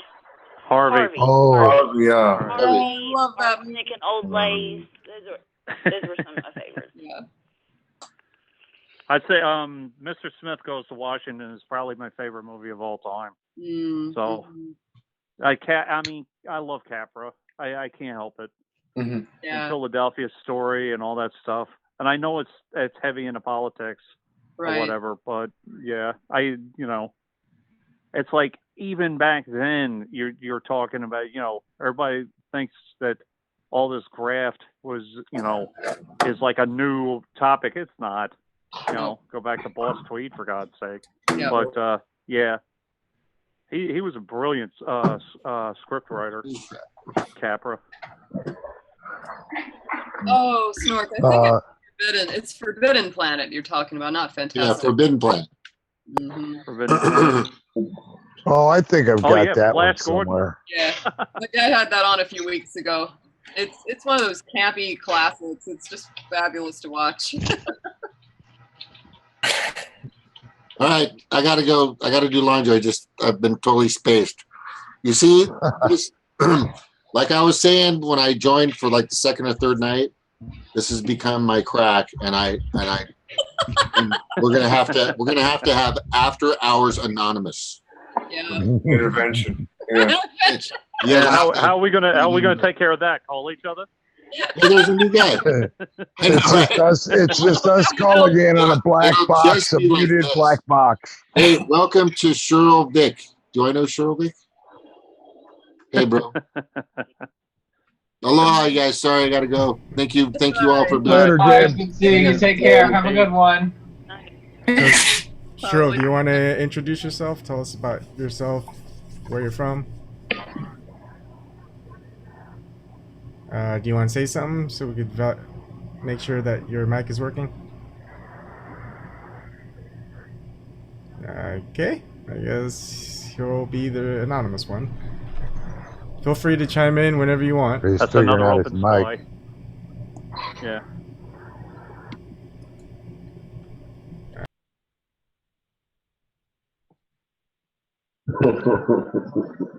All righty, Avon, what was your favorite one? What was your favorite character when you were a kid? Character as in what? On TV. Oh. On TV, cartoons. Like when you were a kid, like when you what you want to be when you went outside. I don't know. Like I read Garfield, and that was all I read until I was maybe like 9 years old. So I was pretty much a slow starter. Love Garfield. I had great Garfield cartoons when I was a kid. So yeah, that's basically all I read until I was 9, and then I started reading a lot when I was like 12 or 11 or 12, and that's all I did. It's weird, I guess, growing up. all you know and read is Garfield until you start reading the heavy books when you're like 13. But yeah, I always wondered who would win in a fight, Garfield or Heathcliff. I'm sure Heathcliff would kick his butt. Yeah, Heathcliff. Garfield doesn't know how to fight. Garfield gets beat up by Nermal. Sorry if you don't know who Nermal Oh is. yeah, that's right. Mine was Calvin and Hobbes and Garfield for like the first, I don't know, few years. Oh, we had worn out paper copies of those in our library somewhere from the kids reading through those things a zillion times. Yeah, then I got into X-Men. Comic books. Well, the other guy I some wanted of to those be old, when I was little was Speed Racer. Speed Racer, yeah. Oh yeah. I'm familiar with that. Ah. Racer. eyes. Ah. Either that or I the wanted most to be. dangerous man on earth. I wanted to be Spritle and Chim Chim. I always thought they had the fun time. They had the best time. I wanted to be that kid from HR Puff and stuff. Oh my lord. What a great Jimmy and Yeah, his magic Jimmy. flute. Absolutely. Witchy Before he got poo. busted for drugs. Yeah. Oh God, this Oh, was man. weird. Chris. Oh yeah. It was forgot good. About the It was little good rascals, because too, we had before they got. Yeah. we had people on drugs doing our entertainment when we were little. Exactly. I used to watch Match Game 72, 73, and 74. I didn't get the jokes, but they were having such a fun time. I was like 5, 6 years old, and I was like, God, those guys are having fun. I didn't know why. I was like, I just watched them laughing and giggling and crap, telling jokes. I was like, all right. I still watch it. So, who played? Anyone play marbles when they were a kid? Yeah, I did. Yeah. You just have a bunch of marbles. You flick it like this and try to hit the other into like a hole. Did We anyone had play that Pogs type? too. Anybody remember Pogs? What was that? Pogs. Pugs? No, P-O-G-S. Pogs. Yeah. Yeah. What was Like that? those little They're little cardboard discs. Like tiddlywinks, sort of. Yeah. Sort of. Or did you guys ever? I remember marbles is you had to take the shooter and you had to flick it and knock somebody else's marble out. Okay, yeah. And then There's you a lot kept of going. variations. As long as you could knock a marble out, you got to keep it and you kept going. I thought that's the way you played. Yeah, there's like a lot of different variations, and it was like, I thought that was pretty cool. I didn't even realize it was just popular in a certain area. That was like in those back end neighborhoods of Houston, Texas. And when I moved to Seattle, no one wanted to play marbles, or they didn't know what it was. And I was I had these bags of marbles, and it was like, oh. Yeah. Well, then there was like flipping baseball cards when I was a kid. You'd get baseball cards. You'd put a baseball card on the wall, and if your baseball card hit the front of the top of the pile, you'd get to keep everything. Oh, wow. That would suck. Yeah. Yeah, you wouldn't want to, get your 19 Babe Ruth out. Yeah. But you just, it was just something goofy to do. Like I That remember, was a plot of some 70s detective show. They Yeah. like a card collector. They were flipping high dollar cards in hotel rooms. I remember that. I actually remember that. I don't know remember what show it was. I had like tops and first something like rookie cards of Mark McGuire and Jose Canseco, and they were worth some good stuff then. And then like, and then I'm pretty sure they skyrocketed once they got their home run records, and then they probably went down again after their Yeah, they went. steroid. They went down. Baseball Almost cards a went to scandal hit. nothing. Yeah, I see them almost being given away at yard sales. But they used to be worth a lot. I remember collecting them and saying, "Oh man, look, this thing is going to be worth like a fortune." And it was yeah. Pokemon cards. I remember getting started No, on I Magic never, the Gathering yeah, cards. That was like the big money stock, Pokemon and Magic the Gathering and all those CCGs.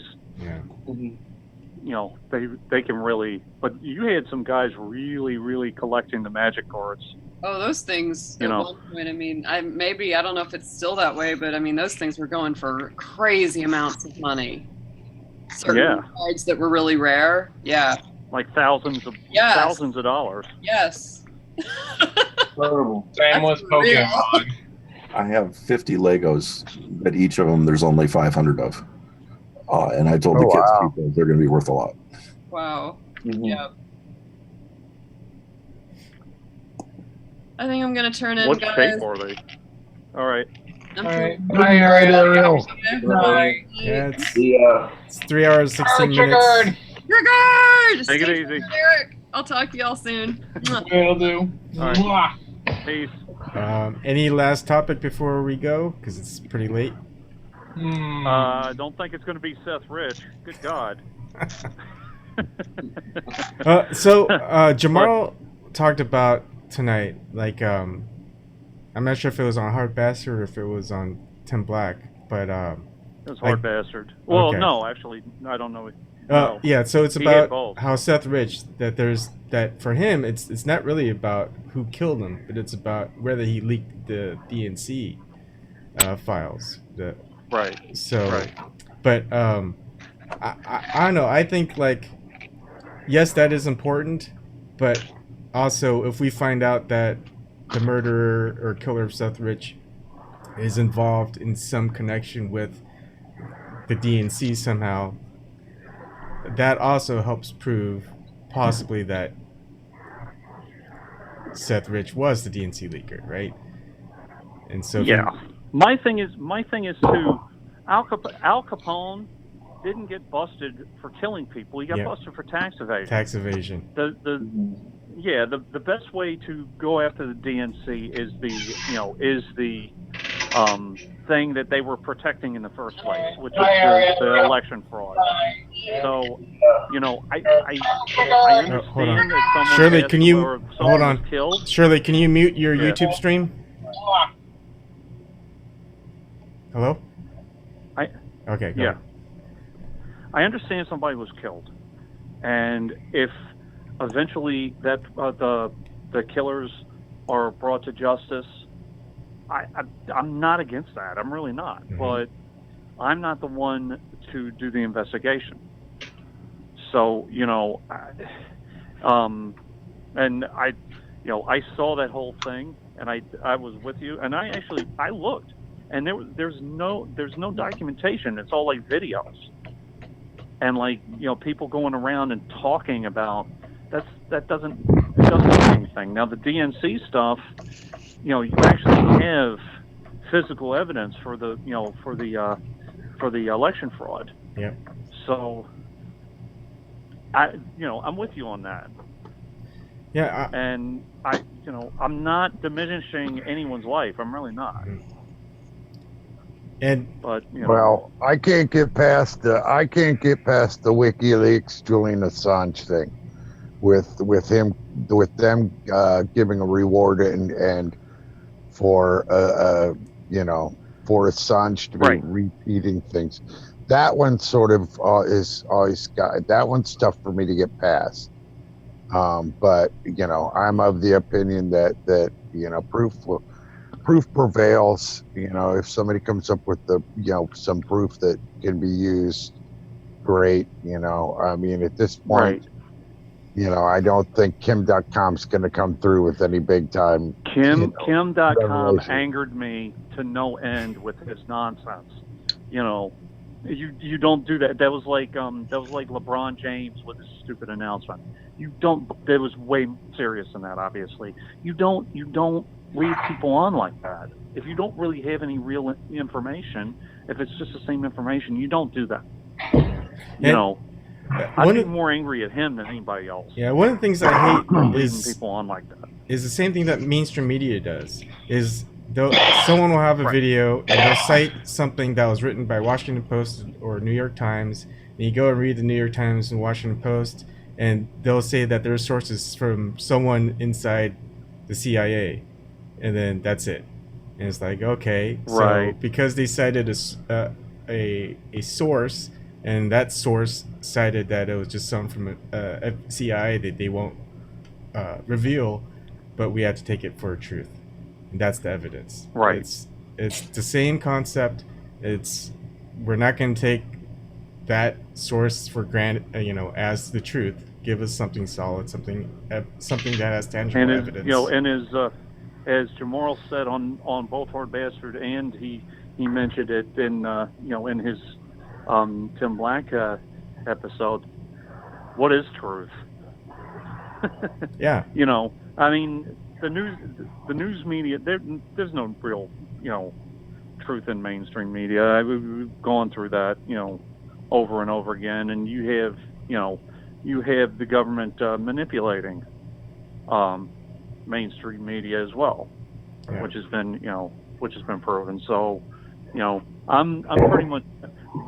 I can't remember who did it, or who said something about do a 30-day fast from mainstream media. I saw that on a website. I'm like, okay, I'm successful.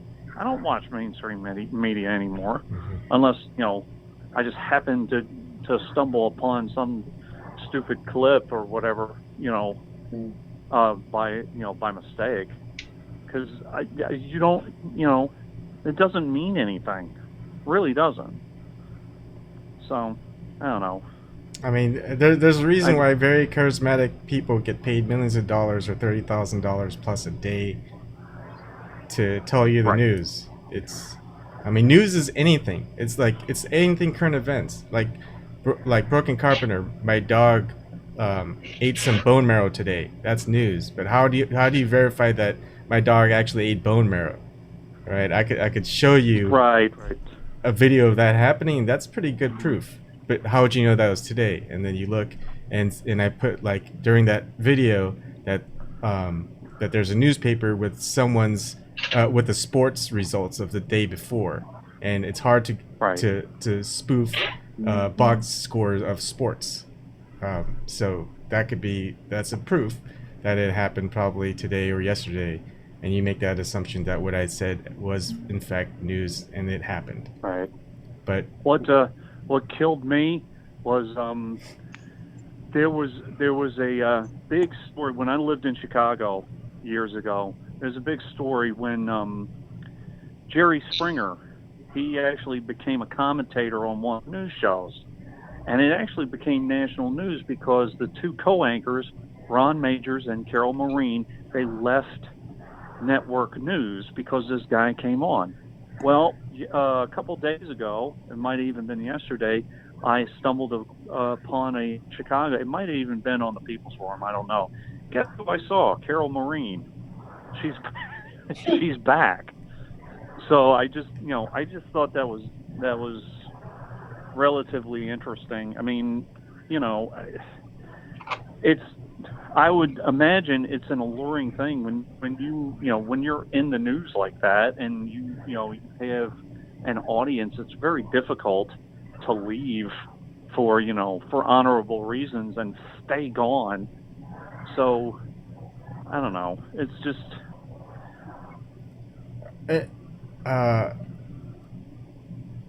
well, that's weird. Did anyone just freeze? Yeah, it did. Okay. That's really odd. What happened? Okay. Well, obviously something weird happened. I don't know why. Okay. That's... I guess my session crashed. Ring Central. I'm connecting again, see if that works. Okay, something weird happened. Oh, wow.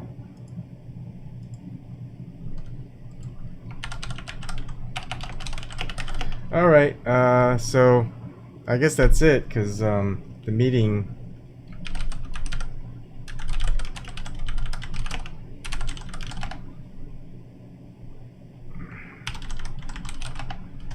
is... Oh, there we go. Okay. I'm happy. Sorry, my session closed. No worries, bro. Yeah, I was going to ask people about this this big interview with Alex Jones. What do you think about NBC giving Alex Jones a platform? I say it's fine. Well, of all the indie media, manipulation. Definitely fine, I but think it's I don't know. 6 of one, half dozen of the other could be really bad, could be good if they tore them apart, but I don't think Megyn Kelly's going to tear them apart. My point of view is, let's see how he changes. Is he going to toe the narrative of the mainstream media? Is he going to keep doing what he's been doing? What, you know, we'll see how he behaves. Is he actually working for NBC? Well, yeah. Alex Jones. What's the details? Is he actually, or is it just an interview? it's just an interview. It's an interview okay. with Oh, then- what's her face from Fox. Oh, I think that's the fine. blonde. Megyn Kelly. Yeah, Kelly. but they've been pushing that out there. I've been wondering what anybody else thought of that. I don't know. Probably It's just like a- I want to see what he has Carnival legitimately, Barker. though. internet media. Well, I mean, legitimized internet media, probably. I don't know. I mean, he isn't the best representative of independent media. I mean, you know, No, he's not. You know, I mean, I mean, some of the videos are funny, though. I'll admit. Yeah, but that. they're not supposed to be. They're not supposed to be comedy bits. That's the problem. Yes. Well, did he walk? Did he walk into the interview with no shirt on? I would have watched that. You know, It's some of the videos that he uploads. You know, some of the videos that he uploads. You know, I laugh at. I did not want to see Alex Jones without his shirt on.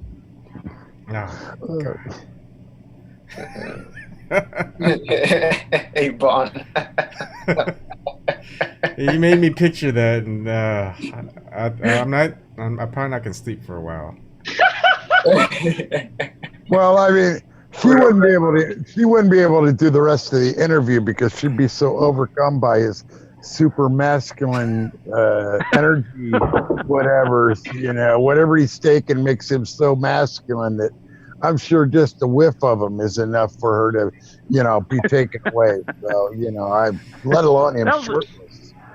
That was one of his first videos. He did a shirtless video screaming about how he was #1 and how he was beating Young Turks. I thought that was all a setup. I really did. It was almost like news media goes wrestling. Exactly. I'm better. No, I'm better. And they create a friggin' controversy that isn't a controversy. I thought it was stupid. Well, I like he's in the same category as those Bigfoot hunter cats. Those guys on TV that are the Bigfoot hunters. Right. I can even believe that a Bigfoot might exist, but I don't believe these people just Dumbledore out in the middle of the freaking woods and hit. I've sat in the woods at night by myself. Mm-hmm. Shit falls all the time. Deadfalls, whatever. Did you see Hillary Clinton? You see a little. I just had to make a joke. No. This was when it was safe to go back into the woods. I had an ex-girlfriend who was adamant that when she went camping with a couple of friends, when they left out like a packet of cigarettes, Bigfoot came and took it. And if I made fun of her for it, or if I just kind of asked, saying, "Hey, could it be possibly that wasn't Bigfoot and it could have been something else?" She got Do we angry. have Bigfoot trigger. Do we have time for my Bigfoot story? Oh, go ahead, Snork. Okay, when I was 14, we moved to a very tiny northern Iowa community, and right at the time we got there, there was all of these news crews kept coming to the area to film the footprints. Experts were coming to this small town in Iowa, declaring that this was definitely some hominid-like creature. They could tell by the arches in its bones and its foot and whatever is it, and its stride, and kept going on. About 6 months later, I was a railroad facility let me use their facility to do some coursework for a college course I was taking, and there was a street sign, basically like a warning about a curve up ahead, that had 2 Bigfoot feet cut out of it. And this gentleman whose mother was an Indian, American Indian, had taught him to trap when he was a child, and people were trapping in his area, and he did the Bigfoot prints in order to scare them away.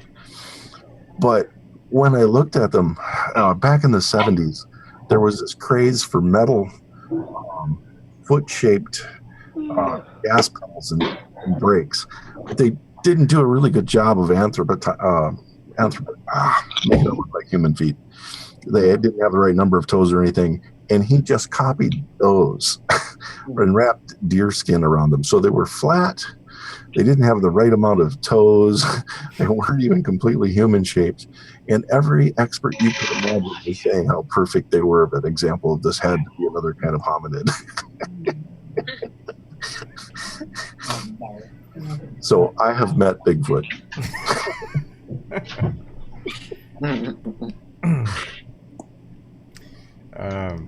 Oh man.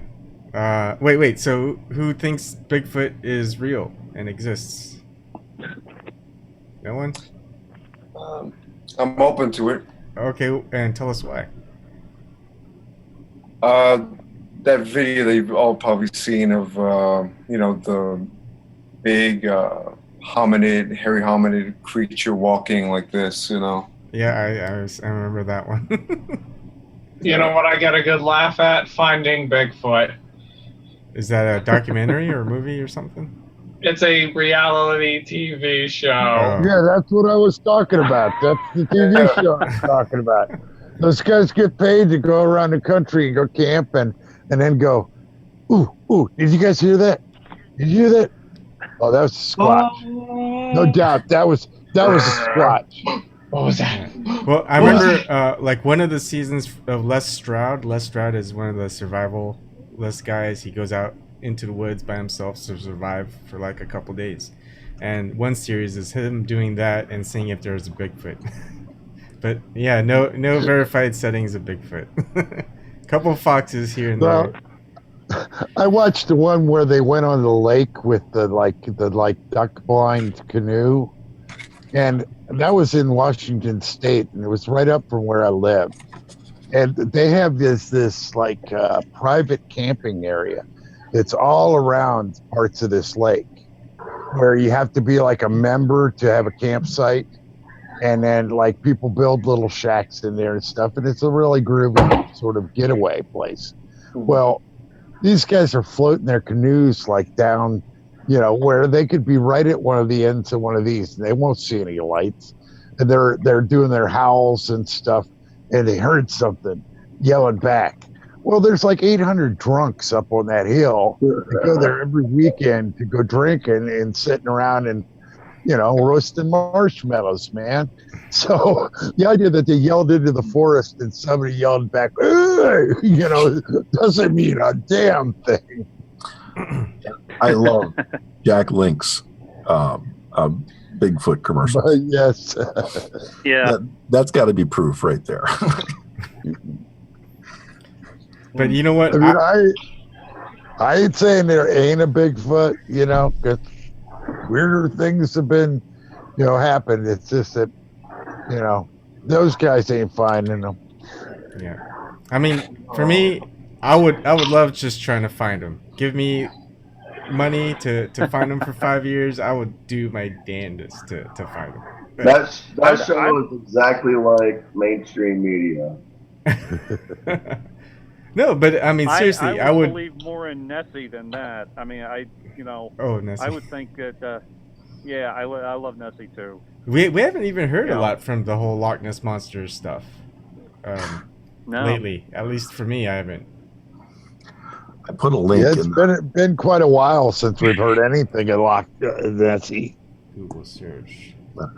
I Salmon commercial with bear fight. Yeah, I put a link in there for you to look later. It's the best salmon commercial I've ever seen. It's not quite Sasquatch, but it's what Canadians go through to get a good piece of salmon. Oh, I've seen this commercial. Yeah, it's funny as hell. Have you ever seen? There's a car dealership every year. They would do an ad on the Super Bowl, and they had this thing called the Trunk Monkey.